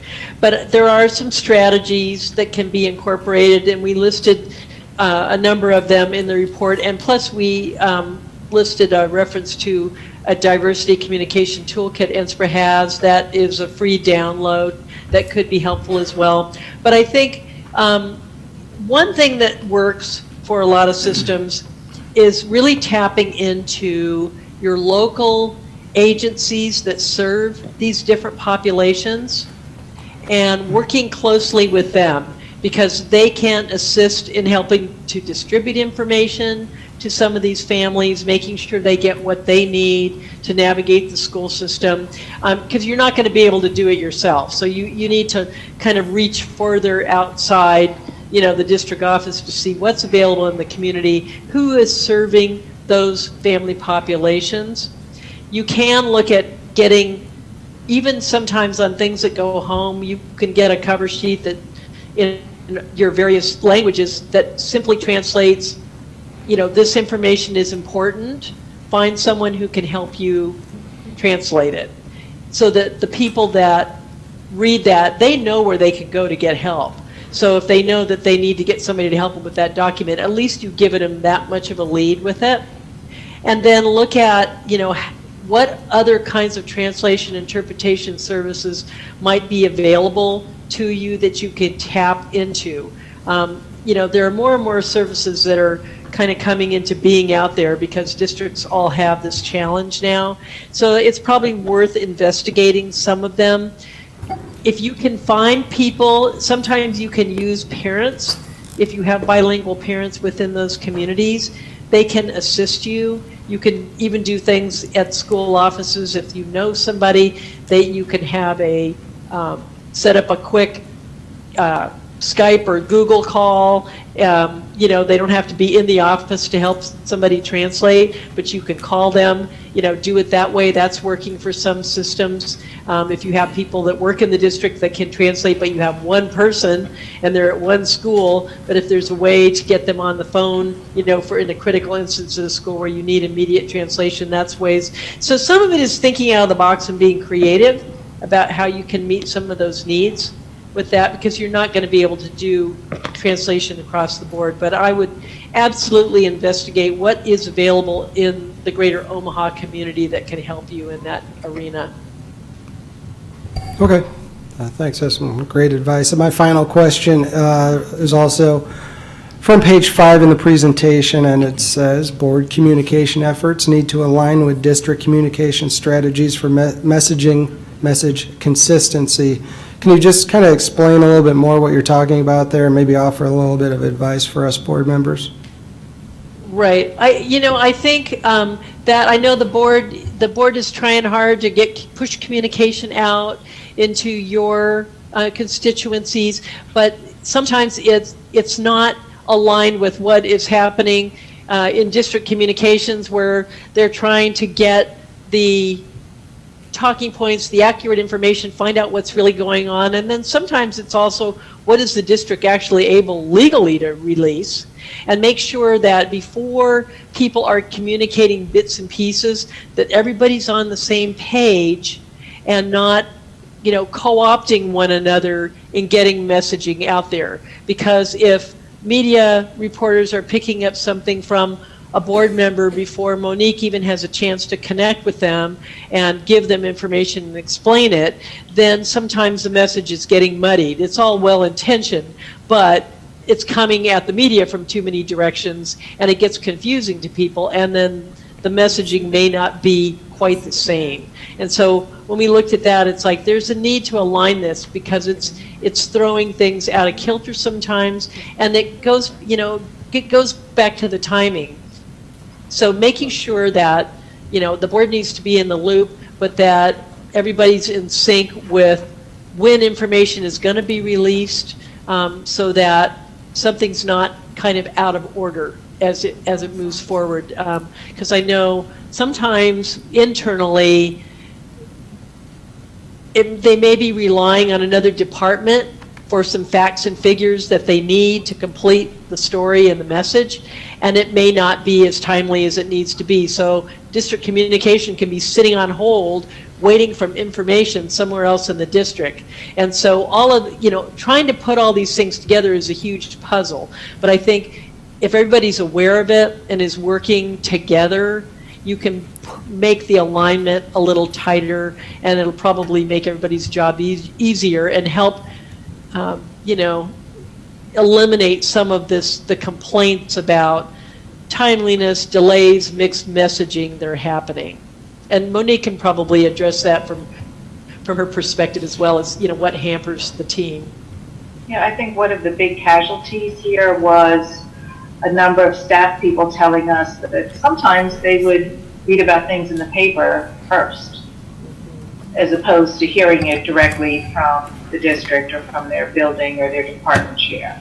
And that flies in the face of everything we know is solid school communication. Staff first, consistency of message, very planned, progressive release of information. That's how you engender trust. That's how you get buy-in, and that's how you increase your credibility when everybody's saying the same thing. Absolutely. Thanks. Last call. Any other board members that have questions or comments? Mr. Scanlon. I just asked a lot of questions, I understand that, but I do want to say that this district is moving in a very positive direction towards improving the communication. Obviously, that is, I've said it a couple of different times, that is probably our biggest hurdle that we need to overcome, and that we will continue to improve upon it. And, you know, as critical as this audit got, we need to take a good look at where we are and where we're going to go. But I do believe that we are moving in the right direction, and we will succeed at improving our communication. Mr. Evans. Thank you, Madam President. I agree with Mr. Scanlon and Mr. Perlman. We're making great strides. I think I heard that from multiple board members, but we also still have work in front of us. I think the audit demonstrates some of that. I do know that we are probably a month to a month and a half away from putting out an RFP for a new website, as well as mass communications tool. It's not a great website. We've known that from day one.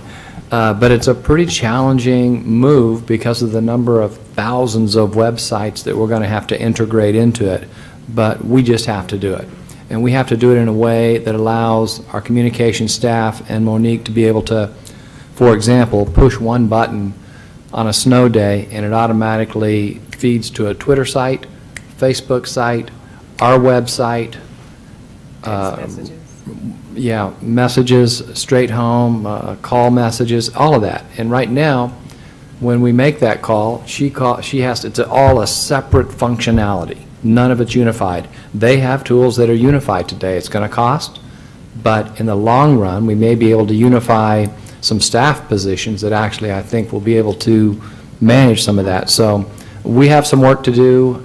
We're going to keep this on our radar as we work with district leadership, and that's just one example of this website management. But I want to thank Ms. Farmer for her leadership, and I can share with you as someone who's worked with a lot of communications directors in large districts as well as in medium-sized district. She's one of the finest I've worked with, so I just want to publicly thank you for that because it's been a challenge to pull these pieces together. So thank you for what you're doing, you and your team. Thank you, appreciate that. No additional questions? All right. Well, thank you. I know we've taken way more of your time this evening, and we appreciate your time in reviewing this. And I just want to say, to end it again, that, you know, this is all designed to help you continue to improve and move forward. There's a solid program in place. There's really good creative things being done. You got a great team. So OPS really is in a wonderful position to move forward and really take your program to a premier level.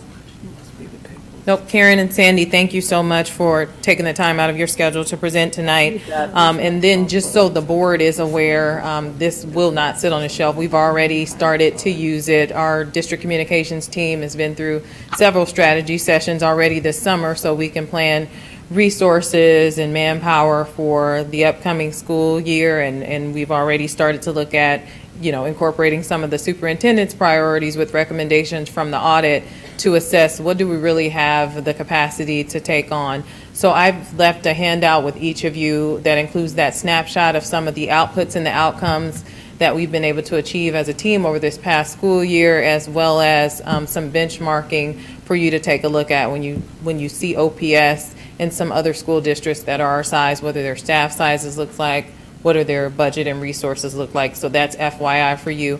And then before I conclude tonight, I just want to publicly thank any parents or community members that we have, as well as staff members who may be watching this evening, for the time that they took to be involved in the communications audit, whether that was completing the survey or coming down here to central office and providing input as part of the focus group. We do take the feedback and we do use it and incorporate it into moving forward for a new strategy, an updated strategy. And then lastly, I and Kayla are in touch with communications directors from all around this country on a regular basis, whether it's through INSPRA or through Council for Great City Schools, which is the data that you have in front of you, where that's from. But you know, we don't always run into people who understand the communication function for a school district and who support it. And some of the people that I talk to, when I hear some of the stories from there, we feel very lucky to have a Board of Education and a superintendent who support the communication program. And so we thank you, we appreciate that, and thank you for your time this evening. All right, thank you.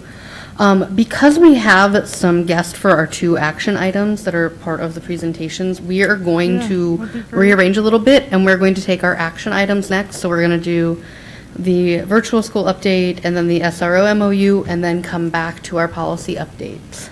And I believe Mr. Dixon is up first.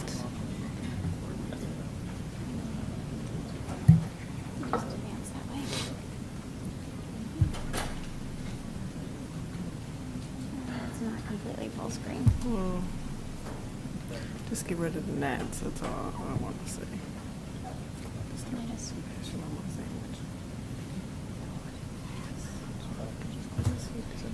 just didn't go all the way full screen, I cut it off.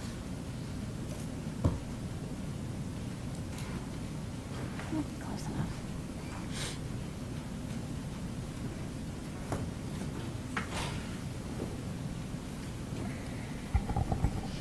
Hello, good evening, Madam President, members of the board, and Superintendent Evans. My name is Wendy Lowenstein. I'm the director of Omaha Virtual School Program, and I really appreciate the opportunity to present tonight on behalf of Omaha Virtual School.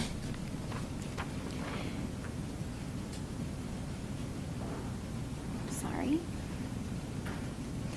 For the sake of time, we'll just refer you to the overview video that we shared in the presentation, and that is posted online. Our teaching and learning environment is very unique at Omaha Virtual School, and our video does a really good job of capturing the perspectives of our students, our teachers, and our learning coaches or parents.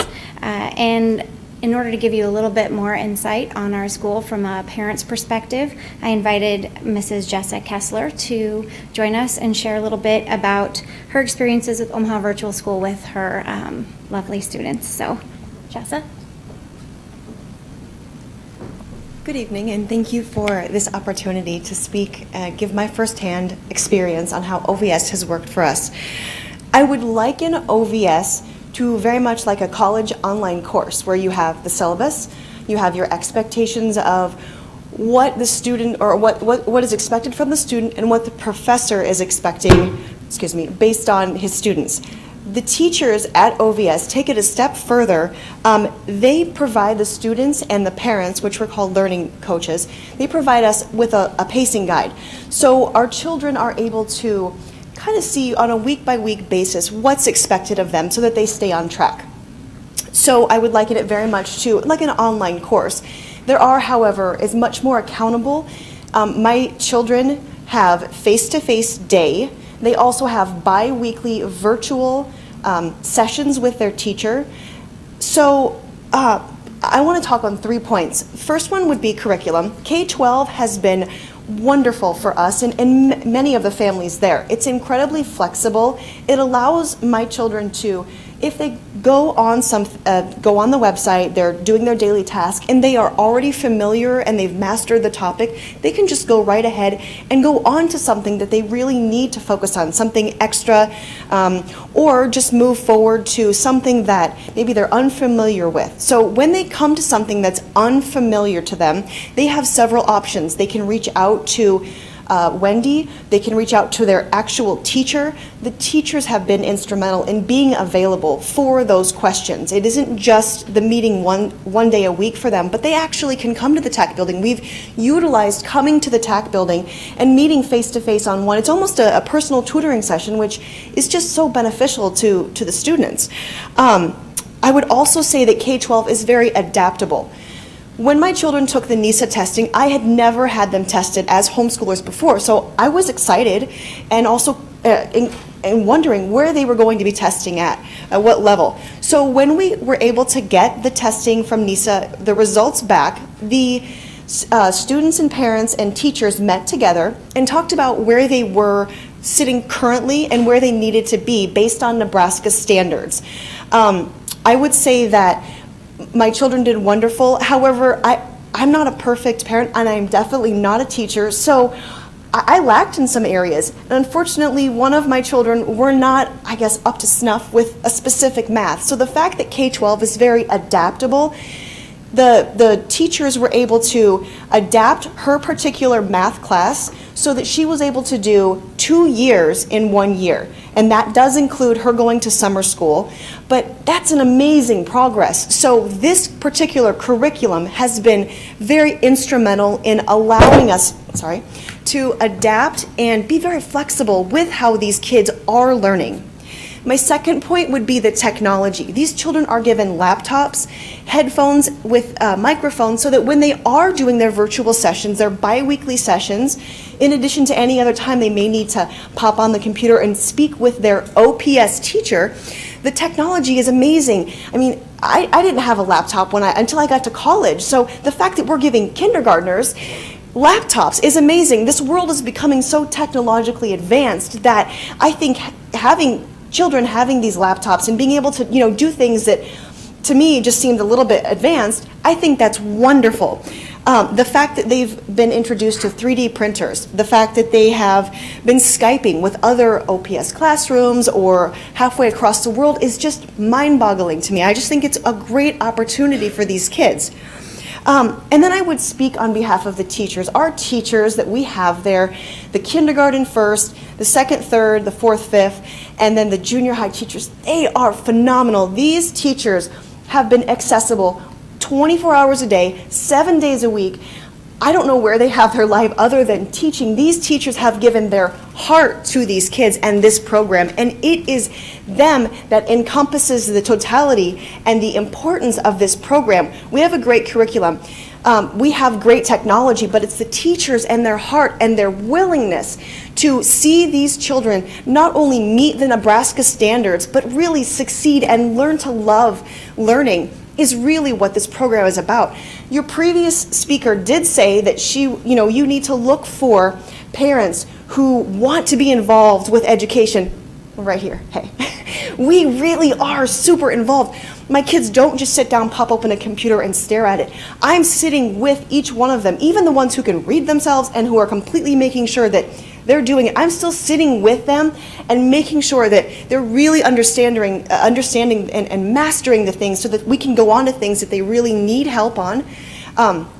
So the OVS parents are very involved with the program. I just think it is really, OVS is an innovative way to teach our youth. I would say, like I said, if you want to know how it works, it's very similar to an online college course that they would have taken. So really, we're taking those opportunities that we're giving our 20s, 20-year-olds and above for college, and we're bringing it into the classroom for these kindergartners. Now, if you can imagine what they're going to be doing when they get to college, so this has just been an instrumental opportunity for us, and I do look forward to having all 4 of my children. Currently, I have 3 children in it, but when my 4th one is old enough, I want him to be in it, and I want them to go all the way through and graduate with OVS. So it has been an absolute pleasure to be able to stand up here and give my testimony to you. And it's a great program. I am excited to talk about it. So if you have any questions, I am so excited to field any questions. Anybody? Thank you for the warm smiles. It was a little intimidating sitting back there, and then I was like, Yeah, Mrs. Godding. I think it's great that you're so enthusiastic about it. thank you. And I remember when we were discussing bringing this program on, and so I really thank Mr. Evans and Mr. Dixon for having had that previous experience. What brought you? I mean, how did you find out about the program, and how did you get involved? And clearly you were in last year, and you'll be in absolutely going forward. Yes, ma'am. So I started homeschooling from kindergarten with my first, and I think as a homeschool parent, you kind of evolve. You look at curriculum, you ask your friends what curriculum works for you, and you kind of assess your child's learning style. Well, anyone who has children knows that every child has a different learning style. So I was having a difficult time finding something that would encompass and keep the attention of all 4 of my children, or I guess I should say all 3 since they're involved. Also, there was no accountability. It was just me. And like I said, I'm not a teacher, I'm a parent. And I can be stern and firm, but I wanted them to have that great experience of those life-changing teachers that I had when I was growing up. So I was looking for a program that had accountability, that had teachers, that had some technology. And we've joined several co-ops, and they've all been lovely, but none of them have had all 3 components. So for me, this meets the Nebraska standards.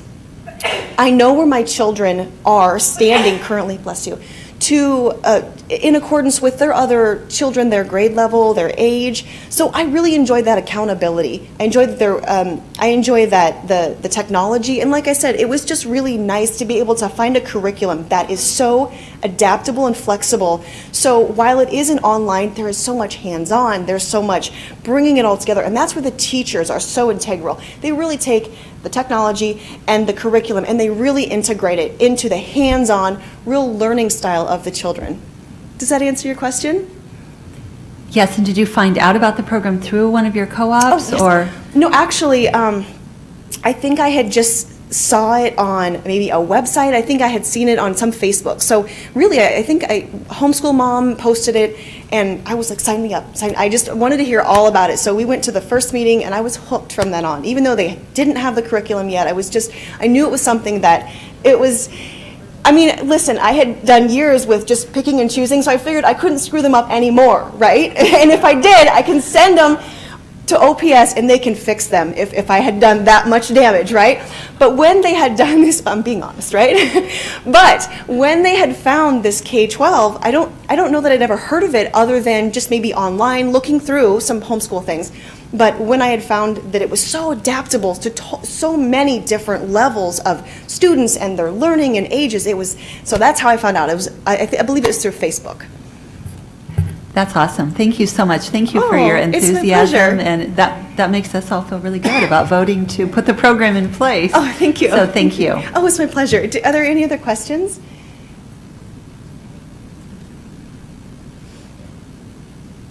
I think you're off the hook for now, but thank you so much, Okay. for your enthusiasm and for coming Oh, it's my to pleasure. speak with us tonight and for waiting out until we. Oh, it's fine. were I able was to like get to you sweating all. like crazy, but I forgot.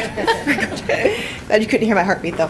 Thank you so much for this opportunity, and I really hope that you'll take a look at that video. I know it's put together really well, and I do think it does explain very well. So thank you so much for this opportunity, board members.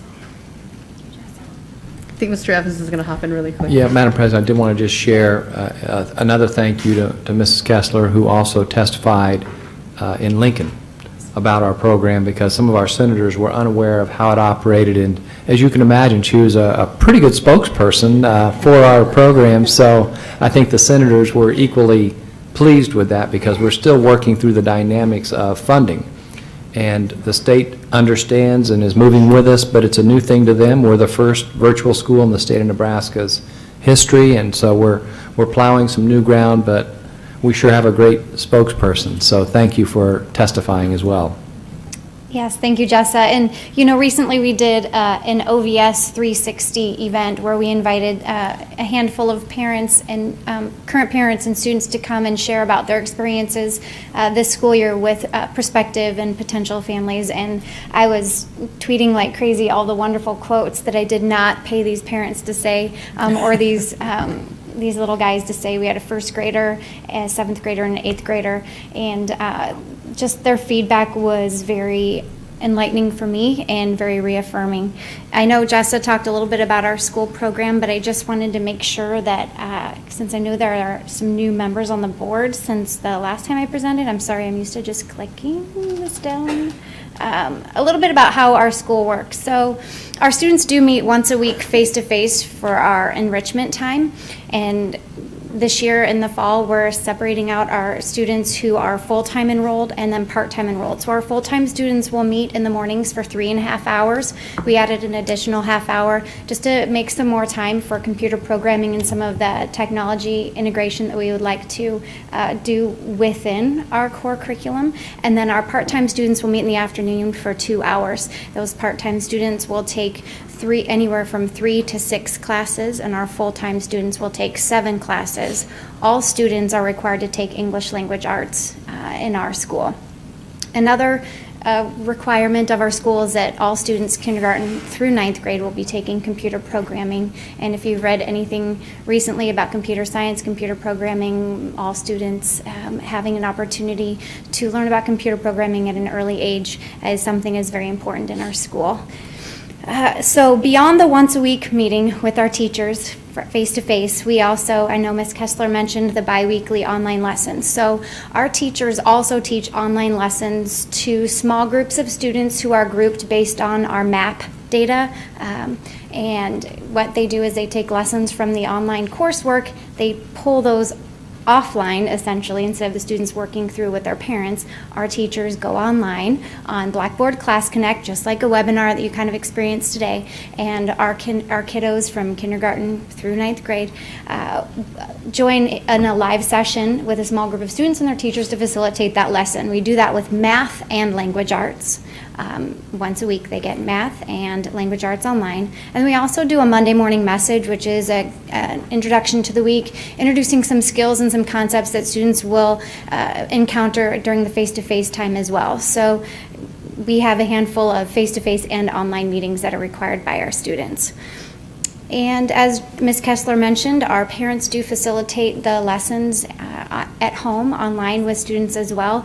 This year we're really excited about expanding our pacing guide, similar to a college syllabus, where parents are very clear and aware of what their responsibility is with the curriculum, and then what we will teach during the face-to-face and the online time. So it's truly a partnership and very clearly communicated at the beginning of the year. However, I will say, one of the things that we really pride ourselves in is the personalization that Ms. Kessler mentioned, in that we want to be able to allow students to learn at their pace. So if they've mastered a concept, if they've shown they've mastered the concept by proving that through performing on a benchmark or through a MAP assessment or a unit assessment or a lesson checkpoint, we won't hold that student back from excelling in their coursework. And if they get tripped up on a concept, we also won't force them to move forward with the rest of the class. We will adjust their quarterly goals in order to make sure that they're prepared to move forward. So while we do have a pacing guide, we want to make sure that we're working with the students and the learning coaches to make sure that the student is fully ready to move forward. So, and I mentioned I have kind of a screenshot there of one of our elementary pacing guides, but really we're striving to truly implement a blended learning model where students are learning face-to-face and online, and also, you know, blending the school-to-home connection and really empowering our parents and learning coaches to be involved in the day-to-day education of their students. K-12 does really provide us that springboard of that format in a way that not a whole lot of other curriculum providers do. If you can just understand where, especially with the kindergarten through fifth graders, they're clicking through lessons with interactive videos and games that they can play throughout in a manner that pause the lesson, have the learning coach come over if they're not right by your side to have them do an assessment with their learning coach. So the format is really unique, but I will tell you that our school, myself and our teachers have really taken that as a baseline and are working to enhance their curriculum through project-based learning, which is our goal for this upcoming year, and making sure that our students are showing their learning in ways that they're passionate about. So if they just learned about PowerPoint, they really want to do a PowerPoint, great, but they're not going to be doing a PowerPoint every single year in our school. We'll be pushing the limits and having them go beyond, and also being able to share in a way that they care about as well. And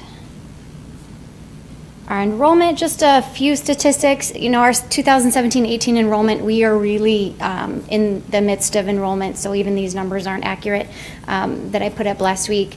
But last year, we served a total of 211 students. At the highest point of our enrollment, we had 172, and we ended the year with 129. You know, seems like we did have some families who learned really quickly that the online format was not a good match for their students, and they struggled a little bit with that. And when they did step away, they said, we have some work to do on our end. We need to do some things in our home to make sure that we're good to go and prepared to come back. And we have had some families come back to us, whether or not it was technology hampering, or some skills that were hampering, or just even their day-to-day schedule of not being able to make it work and coordinate. So that's why we did have a little bit of students who did unenroll, but we have seen a handful of them come back in the fall, which I'm really excited about. And my goal personally is to have 200 total students in our program in the fall. So I'm hoping we get there. Ms. Kessler mentioned also, she mentioned the NISA testing, but really it was the NWEA MAP assessment that our school participates in, the same assessment that the REACH schools also participate in. So the NWEA MAP assessments were amazing for us, especially when we were taking in a big group of students that we had never met before. NWEA assessment in math and reading really helped us determine where those students were. Some students who had been in brick and mortar traditional schools, others who've been homeschooled, others who've had a variety of experiences. It really helped us understand where they were with their skills and abilities. And you know, this year we've been really lucky with a lot of different awards. We're a Common Sense Media Digital Citizenship Certified School. We're a Microsoft Showcase School. I also received a 20 to Watch award by the National School Board Association. But really it's this data of how our students really grew from the beginning of the year to the end of the year that really just makes it all worthwhile. And you know, I'm a big fan of the MAP assessment, and we will continue to use the MAP assessment beginning, middle, and end of the year, and that will be the driving force for our student groupings when we do our station rotation. When students are face-to-face, it'll be the driving conversations for parent-teacher conferences, student goal setting, parent goal setting. It's all about the individual student growth in those areas of reading and math, and then science, of course, in the fall. All of our students did take the NISA test in the spring. For some students, that was their first time taking a standardized assessment. It was a little nerve-wracking for them, but really our goal is to make sure that they're learning and growing, and the MAP assessment is really what I'm looking at. So what's new for 2017-18, our kindergarten through 8th grade is moving to a new location on the corner of 60th and L. Last year we were, if you weren't aware, we were on the second floor of Do Space. Metro Community College is kind of repurposing that space for other uses, so we were lucky enough to secure a building. We are adding art for our kindergarten through 5th grade students, and we are working on PE endeavor for 6th through 8th grade, still kind of working on some final details on that. We are adding 9th grade and do hope to subsequently add a grade level each year, so the Kessler family and other students will be able to earn a diploma from Omaha Public Schools, and we are located on the Fort Omaha campus. The high school is located on the Fort Omaha campus in Building 10, and we have 2 classrooms there, and really we strategically placed ourselves there so we can start working hand in hand with Metro to provide dual enrollment opportunities for our students, our high school students. So, and we also have a very strong partnership with Omaha North. Since we are small for our first year, we have 3 core content area teachers. Omaha North is also working with us to be able to allow our students to take some elective courses there if there is a course that we cannot provide with our staff. So, and Rob, did you want to? Yeah, I think the future of the virtual school is really to offer opportunities to students that we haven't offered opportunities to. So if we get legislative change at some point, then, we could look at offering opportunities to students even broader than what we do now. So not only to homeschool kids, but to OPS kids, also to parochial and private school kids. So I think it's good to have OPS do that. Any questions? Mr. Snow. I just would like to echo Ms. Godding's comments and thank you guys for, I think, a tremendous successful first year. And I applaud the goals that you guys have and the steps of really partnering with the community college, Metro, as well as partnering with North High School and striving to get to that full K-12 for those families that would like to stay in that virtual world school. So thank you again. Yep, thank you. Mr. Scanlon. I just had a question. The virtual had started as K through 8, and now you're saying we're adding 9th grade. Yep. Now, all those, I'm just looking at the current slide, we're adding art for K through 5th grade and PE for 6th through 8th.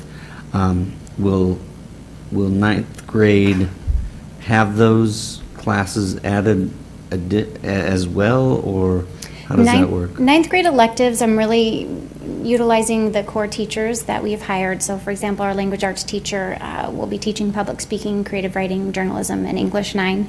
Our social studies teacher will be teaching anthropology and sociology along with U.S. history, and also computer fundamentals because he has an additional endorsement in technology.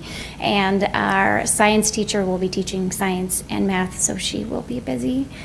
So we'll have plenty of electives for our 9th graders as well. And we're just keeping our eye on what's required for that 9th grade graduation, keeping in mind what courses are required for 9th grade for graduation. And we do hope to continue our partnership with Omaha North to provide those opportunities that we cannot. So that's really helped out. So is it accurate to say that we focus on the virtual reality of the required classes for graduation? For now, yes. Okay. While trying to expand them. Absolutely. Yeah, everybody says you have to start somewhere, right? Mm-hmm. As I would like to do more, but really just keeping it simple and doing it the best way we possibly can is my philosophy on starting year one of a high school. Okay.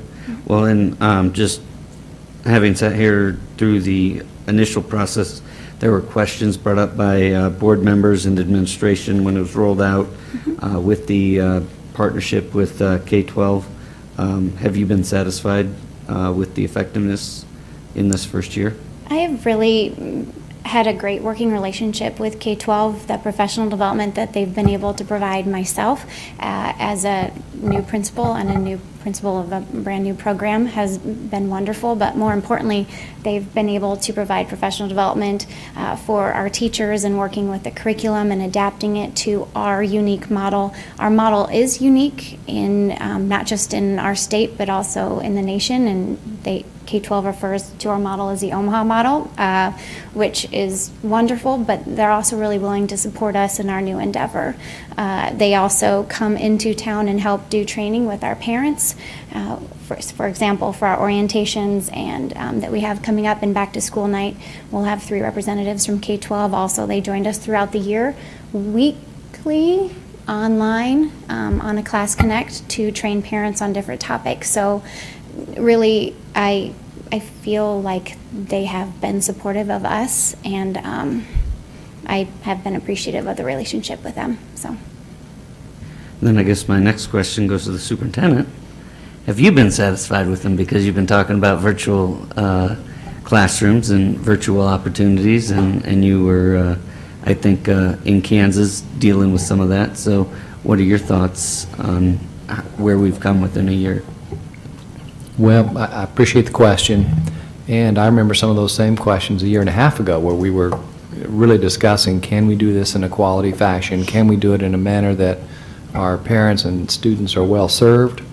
And I said at the time, we'll do it the right way. We'll do it in a blended fashion. We'll do it in a way that not only meets the needs of the student who's ready to go faster, but the student who needs a little extra time. We'll have teachers and staff that are capable and ready to implement quality curriculum. So I start with that statement, and then I end with this, that as I say that, you never know who you're going to hire. I thought we had high-quality people, but I will share with you that I am just extremely pleased with all of our teachers, and our program director, Dr. Lowenstein's done a phenomenal job. So sometimes you get lucky and you end up hiring really superstars, and I think we've got a core group of superstars, and so it's made it even better than I would have anticipated. One point I want to make sure there's real clarity to. K-12 is just an online curriculum provider. This is our program. These are our students, our parents and families, our staff, and there are across the country examples of online programs that have not gone as well as ours is and will, because we do it differently.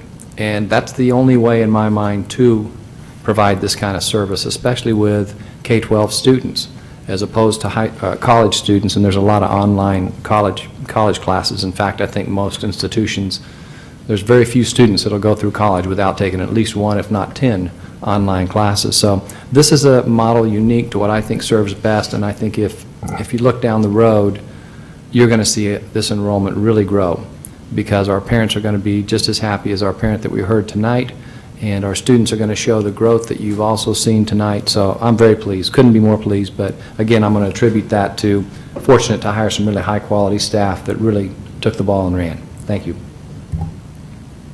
Mrs. Godding. You know, I just want to make one comment that isn't necessarily related only to the virtual school program, but I think when we have great people who understand the issues and understand how to implement something really, really well, and in this case, both Mr. Evans and Mr. Dixon had you'd started virtual schools in Kansas, expanded them, done extremely well. You can implement things in a very quick manner that have a fantastic outcome for students. And I think that that's really important for us to remember as we move forward. Sometimes we get pushed back on, oh, you probably should study that another year or take more time. And we literally moved very, very fast on the virtual school program and implemented it and got it started. But had we not started it, 200 kids would never have had the opportunity to experience what we can do very differently in the state of Nebraska. And I think the same thing is true of Wakanda.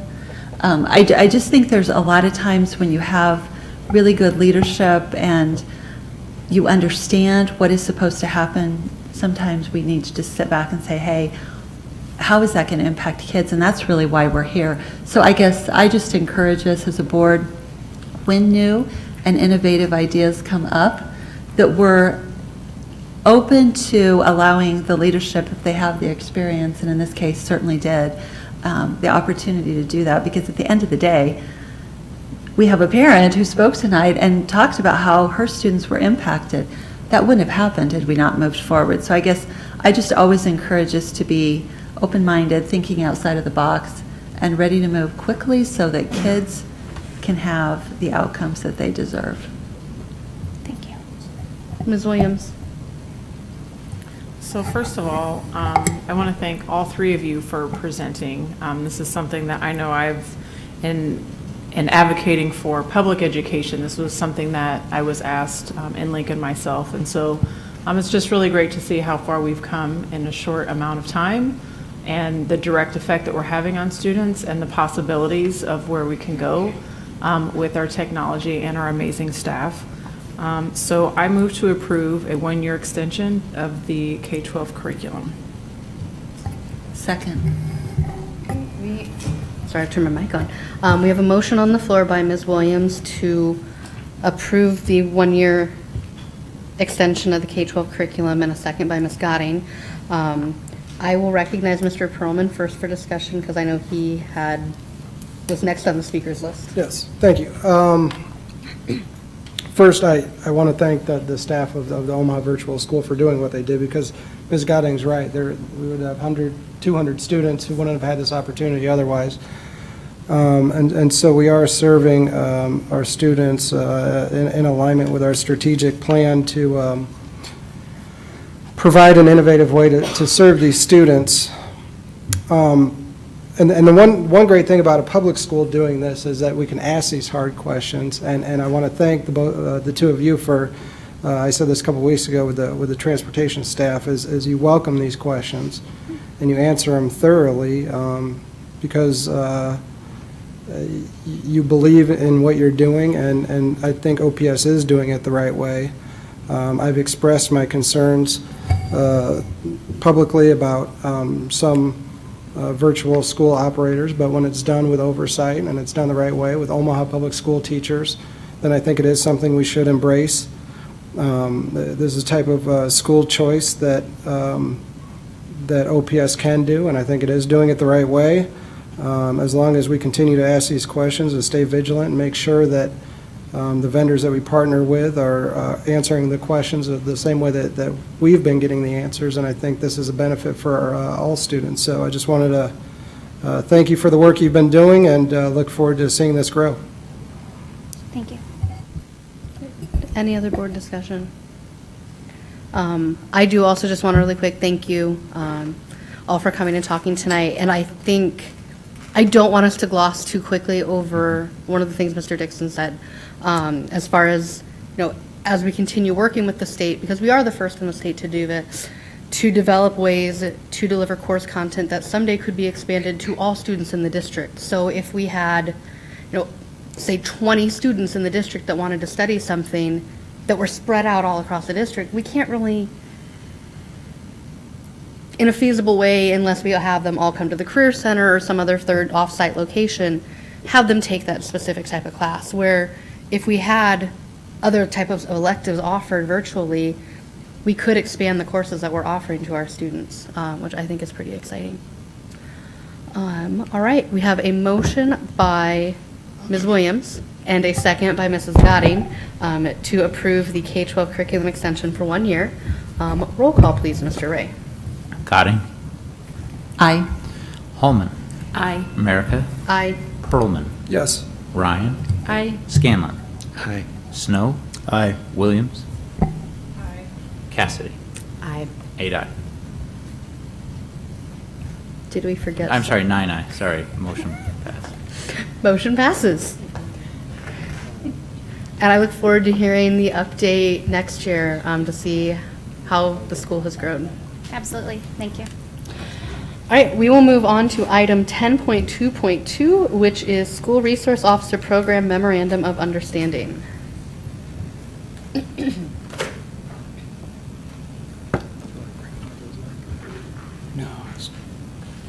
Good evening, how you doing tonight? So I'm batting cleanup and they just hit a 3-run homer. It's looking good. My name is Tony D'Esposito. I'm the School Safety Administrator for OPS, your School Safety Administrator. And first and foremost, I want to give you my motivation. My motivation is ensuring that we meet guiding principle number 1 in OPS strategic plan, and that is a safe, healthy, and engaged students. Specifically, objective 4, which states ensure that all school buildings and campuses are safe and secure. And my mission statement is to ensure that every child, staff member, and visitor can experience a safe scholastic environment within which to succeed academically, socially, and emotionally. Among our strategies in meeting these objectives is the School Resource Officer Program. I realize there is some fear and concern in the community that having police in schools is a criminalization process. This is absolutely not the case, and I feel it's necessary to provide a background of what makes a school resource officer. Before I do that, I must add that in my brief time here in Omaha, it's now been 8 months, I find that the men and women of Omaha Police Department, Bellevue Police Department, and the Douglas County Sheriffs are extremely professional, incredibly courteous, and they genuinely care. These are qualities that can only contribute to safe, healthy, and engaged students. So school resource officers are sworn law enforcement officers. They're employed by a certified law enforcement agency, and they are assigned to work in collaboration with schools. So what do? Their roles include providing safe learning environments, providing valuable resources to school staff, fostering positive relationships with youth, developing strategies to resolve problems affecting youth, and protecting all students so they can achieve their fullest potential. Now we got to ask what makes them qualified. Considering they're already qualified law enforcement officers, school resource officers receive a minimum 40 hours of specialized training. That includes foundations of school-based law enforcement, ethics, and the SRO.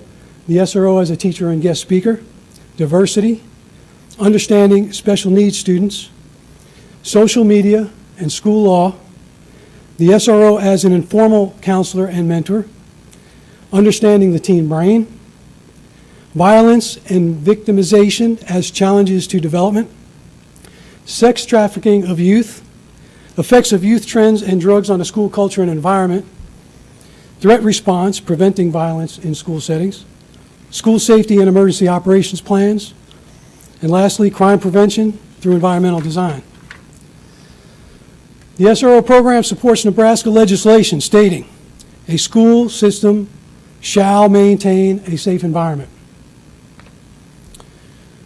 I would like now to introduce the proposed memorandum of understanding between OPS and the Bellevue Police Department, and specifically highlight any differences between this proposed MOU and the existing MOU that between OPS and the Omaha Police Department. I realize we failed to pass this agreement last year and possibly the year before, but perhaps through open discussion and with the help of Captain Stukenholtz behind me, that we can overcome our areas of concern and get this passed. So Captain Stukenholtz heads up the Bellevue Police Department's Support Services Division. He has direct oversight of the School Resource Officer Program in Sarpy County. He is intimately familiar with the juvenile diversion strategies in Sarpy County. It is critical to bear in mind that this MOU is a pragmatic approach to collaborating with law enforcement to support guiding principle number 1. Not number 4, not number 5, not number 7, but number 1, safe, healthy, and engaged students. So looking over the two MOUs, there are two distinct differences. The OPD MOU also includes some references to the K-9 SRO. But the significant difference between the OPD MOU and Bellevue MOU is section 5.12, and I'll read it as it is written. The SRO will not write tickets for misdemeanor offenses for students under 18. A juvenile referral or street release may occur for the county attorney to declare or to refer to the Juvenile Assessment Center for a diversion opportunity with the goal of rehabilitation or to file in juvenile court. This is facilitated through Nebraska statute providing a juvenile offender civil citation pilot program. A juvenile offender civil citation pilot program, as provided in this section, may be undertaken by the peace officers and county and city attorneys of a county containing a city of the metropolitan class. The pilot program shall be according to the following procedures. And this is the catch, the metropolitan class. So Nebraska Code, Chapter 14, Cities of the Metropolitan Class, defines this as all cities in this state which have attained a population of 300,000 inhabitants or more. They shall be cities of the metropolitan class and governed by this act. Bellevue population, as of the 2016 census, is 53,000. So this civilian citation pilot program is not available to the Bellevue PD. Therefore, it shouldn't be in the MOU. Thank you. Any questions? Okay, we'll open up for board member discussion and questions. I saw Mrs. Godding first. I just need to be reminded, because it's been a while since this has been an ongoing thing. Douglas County Sheriff's Department, is that agreement in place and done? And how long, when does it terminate? And is it comparable to OPD? Douglas County as far as the sheriffs. Right. I don't know about that MOU. Maybe the attorneys know. They haven't seen it either. It is not. Okay, they'll get it for us. Okay, I just wanted to make sure that that agreement was complete. Mr. Ray reminds me that it is, so. Okay, Mr. Perlman. Hi, Mr. Esposito. So as I understand it, 5.13 is the only difference between what is in place between OPS and Omaha Police, and it is not in there in the current MOU, which is proposed to be adopted tonight between OPS and Bellevue Police Department? Yes, sir. It's 5.12 in the OPD MOU. It would have been 5.13 in the Bellevue MOU. Are you familiar with the Omaha Police Department Juvenile Street Release Form? Yes. And the subject of that street release, we're talking about kids in school, right, students? Yes, sir. And on that Omaha form, they're described as an arrestee, isn't that right? Yes, sir. Okay. And in the top left, it says on this Omaha Police Department Juvenile Street Release, it says that this document is to be used to document the arrest. That's correct. And resulting release from custody of a juvenile in the field. That's correct. So in Omaha, the form that they use is for the arrest of students in OPS. That's the citation program, yes, sir. And in Bellevue, what they are using is just a ticket, like everyone gets for a speeding ticket, parking ticket, and so forth. Yes, sir. And that's the only difference. Yes, sir. Thanks. Mr. Snow. Thank you. This is your first time actually presenting in front of the board, and I want to thank you for presenting in front of us today. As before, I know the board took a major step to work with the Omaha Police Department as well as the Douglas County on not ticketing, giving citations, misdemeanors to students because our code of conduct has expanded to really accommodate and deal with situations in that manner. So when it came to the Bellevue Police Department, there were issues with that, and I understand that, but my overall reason why I will be voting against this is I want to make sure that, and this is just me, every student should be treated the same way at any high school they go to.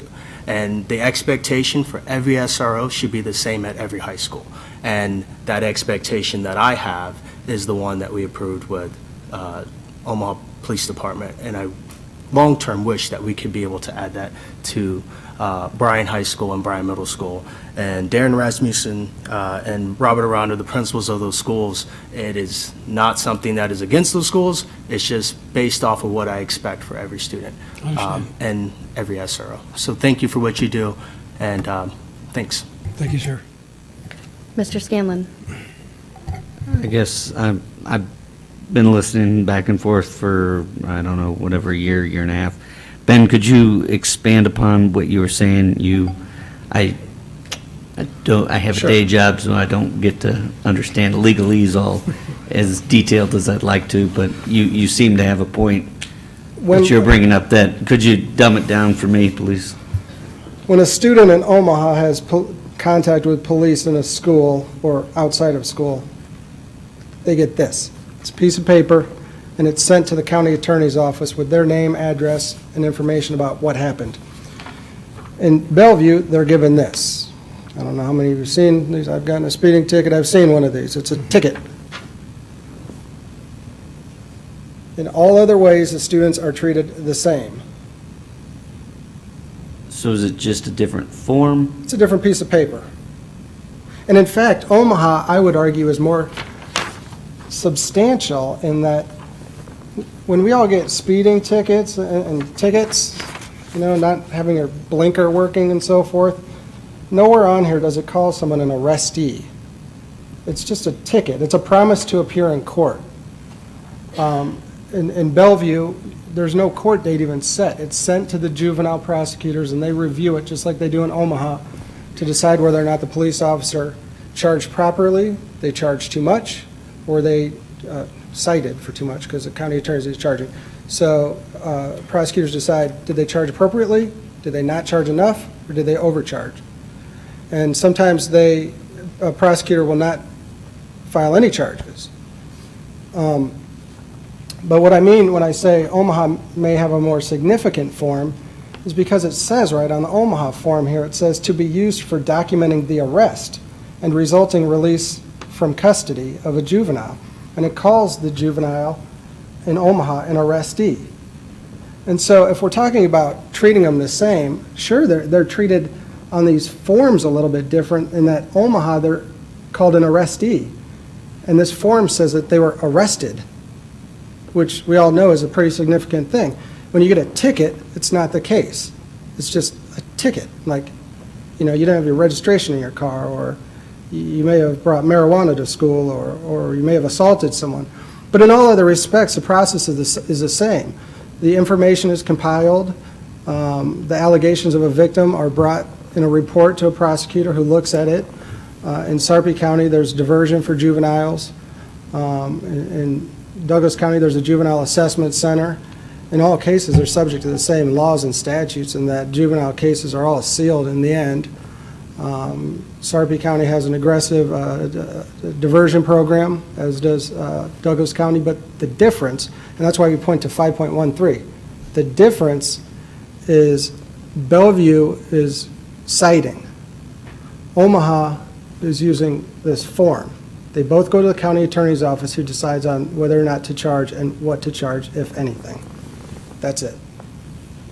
Thank you for that clarification. And I believe some of the conversation before had been that there was concern of things getting to students' permanent records. If I recall correctly, I mean, it's been a long conversation, but I guess it's nice to understand what that clarification is, and maybe that it needs to be presented to the board as a refresher to what exactly, why there was that insistence by certain board members that they wanted that article put into the agreement, because I'm fuzzy on the details. It's been a while, and I'm sure new board members would not fully understand it at this point in time. And actually, I'm going to jump in because I had a quick question related to the forms that you had brought up. So once a student in a school in Omaha gets a juvenile straight release, is that noted on their, I understand their juvenile record is going to be sealed at some point in time, but is that noted on their juvenile record that say they're later driving in Omaha and get pulled over for speeding? Would the police officer that pulled them over for speeding be able to see, well, you had a street release last week? Well, I believe like any ticket, nobody's going to have a record until actually found guilty of an offense. So If charges are filed, though, not to jump in on testimony, but if charges are filed and a case is pending, that would show up. But certainly no conviction. Right. Right, and actually, juveniles aren't convicted. It's not a criminal process, it's a quasi-criminal thing, they're adjudicated. Sometimes juveniles get changed into adults. Absolutely correct, you're correct. And then they are convicted. And I think, to Mr. Scanlon's point, I think that's what we were trying to avoid, because we do, I'm not going to say just Omaha, but nationwide, there is an issue of students being ticketed in school and it turning into a snowball effect of the school-to-prison pipeline. And it starts with getting a ticket in school. And I think that was, not to speak for the committee that was on the, because I wasn't on the Code of Conduct Committee, so if anyone who was Mr. Snow wants to jump in with those sides. I know Ms. Godding she had her, so I'll talk after that. So. Okay. Mrs. Godding. Well, I just want to refer back historically to Police Chief Schmatter was here, as well as one of the county attorneys for Douglas County. And we had a lengthy discussion about some of the differences that were in the Omaha Police Department MOU versus the one that we're talking about this evening. And I think there's a couple of really important things to remember, and I'm trying to remember back to, being a little fuzzy. But part of it is state statute, what's been created for those large metropolitan areas, as well as a real effort and a collaborative process that's put together, and I can't remember what the organization is called, and Mr. Ray probably knows and could, that all Juvenile sorts Assessment Center. Right. Yeah. And so I think one of the things that was a challenge before was we knew that if someone had a straight release, they were released to their parents, they may never get, I mean, that may never show up anywhere. There's also the cutoff in age and different things like that. So I think that's what Mr. Snow's referring back to. So so I'll just say, to end my comments, while the wording is not the same, and while I would like to see us get to the place where it is comparable, I do think it's really important that we're not operating an SRO program without a contract. And so I am going to vote for it. I would like to see us get to the same place in wording, but I do think it's really important that we get a contract in place, and we haven't had one, and we've continued to delay this and been challenged with it. And I know Mr. Snow understands what I'm saying as well, but I just want to point out why I'm going to vote for it, and ask that we continue to work, staff continue to work, and see if we can come to some place where we don't have, an automatic ticket, where we're working more. And I really remember back to Police Chief Schmatter's comments and some of the things he said in really working with our students in OPS. And we only have one school that's operated, Douglas County Sheriff's Department, and that's a school in my sub-district, Davis, which is a middle school, and it's very small, and everybody's under 16, so it's really not a lot of issue there. Mr. Snow. Well, Ms. Godding said it, everything, and I echo what she said, and I understand we do need SROs in our school. It is a safety thing, and I know this will pass a majority of the board, so I mentally took a note, but this was something that we started in the Code of Conduct Committee, and it's something I'm going to continue to press and push every time, and challenge Mr. Evans to continue to have that dialogue with the Bellevue Police Department. So thank you again. Appreciate it, sir. Thank you. Mr. Perlman. I think this will be my final point. The comment that you made is a very good one about the prison, the school to prison pipeline, but it is not at the point of either writing Form A or Form B where that's the issue. It's how the SROs are interacting with the students in the school, how they deal with each individual situation, not citing or writing one of these other forms for what back in the day was just go back to your classrooms and cool off.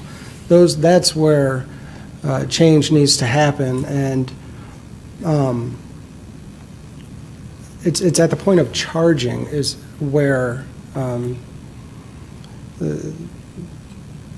really things take off in the court system, whether it be juvenile or in the adult system, which you're right, juveniles a lot of times are prosecuted in the adult system, but I would just emphasize it, and there may be value in just having one form. I mean, we're one school district, but to me, this is just form over substance, and these are both ways to initiate the process. It's being processed. The process starts in Omaha with juveniles in schools and outside of schools, and it starts in Sarpy County inside the schools and outside of schools.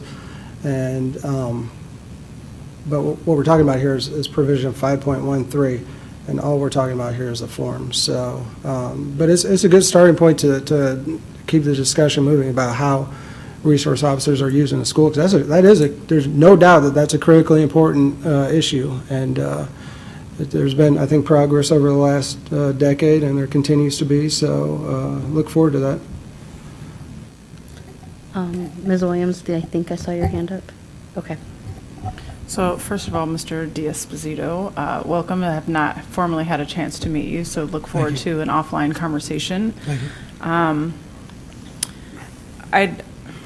I go back and forth in this issue for those new board members. So I have had, as a parent, a child that had some positive interactions with SRO, and I've had one that has had some very negative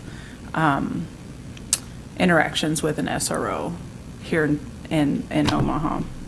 And so I see the effects on both sides. My decision tonight is strictly from a contractual point of view. I think it is very important that we no longer operate with this contract not being approved. But as a parent, as a community member, I always have, I'm very concerned about this. This is always, where Mr. Snow is, I'm also there as well. However, I know in the past, OPD, Chief Schmatter and I, and Mrs. Gotting, and Sergeant Gonzalez, Deputy Chief Gonzalez, I believe is his official title, would meet annually. And so that would be something that I would like to see board officers meet with Bellevue Police Chief and support staff, because I think that, having these kind of conversation doesn't really tackle an issue. I think is when you put the concerns, you're able to have a conversation. Again, there's a point of we have a contract and we need to do something with it. But as opposed to allowing everyone else be the voice for us, we are the Board of Education. We have 2 elected leaders. And so I'm just going to impress upon our leaders that this is a meeting that should be happening again, and also those annual meetings with Chief Schmatter and his support staff as well, so that we're all on the same page. Unfortunately, we need our schools to be policed. That's just the unfortunate world we live in, but we also need our students to have a positive police interaction at every level because of the world that we live in. And so, as citizens, we're always trying to make sure that our families and students have positive police interactions. But these conversations are in the public, and people see them, and families hear them. And so they look and say, well, if they don't really stand behind a department that's serving our school for safety, I believe that that's an issue for us. So I will be voting for it because of the contractual obligation that we have, and our schools need an SRO. However, I really want to impress upon not only you, but our board leadership that this is something that can't wait. I'm requesting that it happens in the next 60 days, and then give us an update. But again, we have to at some point get on the same page for all of our students, because at the end of the day, this isn't really about the officers, and it's not about us, and it's not about our staff. This is about our kids and having some positive interactions and making sure that we're looking out for the best interests of them. And we should do whatever it takes to make sure that we're doing that, whether that's meeting with the Bellevue mayor and getting the mayor in on this conversation. I think these are our students, and our students should come first, and we need to be the leaders in this and step out and really initiate that positive conversation, so that when it's time to renew this contract again, we're all on the same page, we feel comfortable with this, we have some family support, we have some student support, and those are two things that I think are missing in this conversation for me is, yes, we all know a parent that has had a positive, but 10 to 20 more that have had a negative, regardless of what county they live in. And so these are conversations that we definitely need to have more parent conversation, more student conversation. But again, for the obligation of the contract, I will vote yes. But I do expect some follow-up in the next 60 days about where we're sitting with the relationship of Bellevue, not only the chief, but potentially the mayor. Thank you. And I just want to say, I'm definitely open to that. I honestly, for me, this is a tough issue because this is the area I represent. These are my families. These are my kids. This is my school that I went to. And I have parents that have, one student at one of the Bryans and another student at a different school, and they're asking, well, why does one kid get one thing that says this and the other gets something that says this if something happens with both of their kids? And it's having two different things, even if they're actually doing the same thing in the end, it is confusing to our families. And I think maybe there's a larger conversation to be had here amongst all of the districts in Douglas and Sarpy County, because we know there's kids that live technically in OPS and they're going to Papillion La Vista. We know there's kids that live in Bellevue that go to Westside because would that be option enrollment? Our option enrollment in Nebraska allows for that. And so maybe it's something that you need to have a larger discussion about, okay, how do we handle this unique two-county situation that we have going on here? That I have fairly certain that we might have some legislators that would be in favor of having that discussion too. And I do want to say I do support our SROs because I do think they are vital. They are necessary for our school environments. And I think when I don't know if it was on this one or the other, the Douglas County OPD Memorandum of Understanding, we talked about making sure that teachers and building staff knew to reach out to their SRO and get them involved in the classroom, bring them in as a guest speaker. They're not just there to handle problems. They are there to be a part of the school community too. Mr. Perlman. I would just say that I've spoken with judges, Bellevue police officers, and county attorneys, and everyone's open to having that dialogue with this board. So at any point, they're willing to sit down and walk through the process and how students interact with the student resource or school resource officers. Mr. Snow. Okay. Earlier, I said I was voting no, but Ms. Williams and Ms. Godding, I appreciate and I value your guys' opinion, and I just will be abstaining. I'm not voting no against the contract, but going back, just abstaining from it. And with that, I move that we approve the, 1 second. Sorry. The 10.2.2 School Resource Officer Program Memorandum of Understanding. There's an actual thing on there. I'm talking like.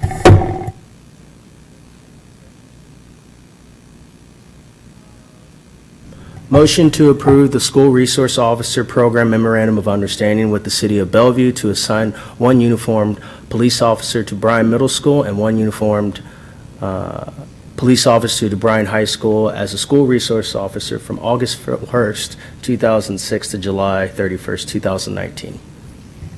Okay, we have a motion on the table. Is there a second? Second. Okay, we have a motion by Mr. Snow and a second by Ms. Ryan. Is there any further board discussion? Mr. Pearl? Okay. I do want to say for myself, I think if you had talked to me over the weekend, I probably said I didn't know if I was going to vote in favor or not. I will, but only, I guess that's contingent on us having that conversation about what can we do to make sure all of our students are getting the same experience going forward. Is there any discussion on that side? Okay, seeing none, roll call please, Mr. Ray. Holman, Aye. America, Aye. Perlman, Aye. Ryan, Aye. Scanlon, Aye. Snow, Abstain. Williams, Aye. Cassidy, Aye. Goding. Aye. 8 aye, 1 abstention. Motion passes. Thank you, and I look forward to board officers getting this conversation started and then bringing it back to our board to give you all an update. On behalf of our students, thank you. All right, we are going to hop back up to Mr. Ray's favorite part of the evening, which is item 10.1.2, policy updates. I thought we were adjourning. That was for you, Mr. Scanlon. Yes, you've been quite talkative tonight. Thank you. Maybe he should go, like, on vacation more. He comes back very talkative. So attached on the agenda, the first attachment is the policy summary, which includes a brief summary of each of the policies that went to the policy committee and a brief explanation of the change. And I will go through those very quickly. 1060, there are some updates on advertising and promotion. You can see those in red. This was a policy that was adopted in July of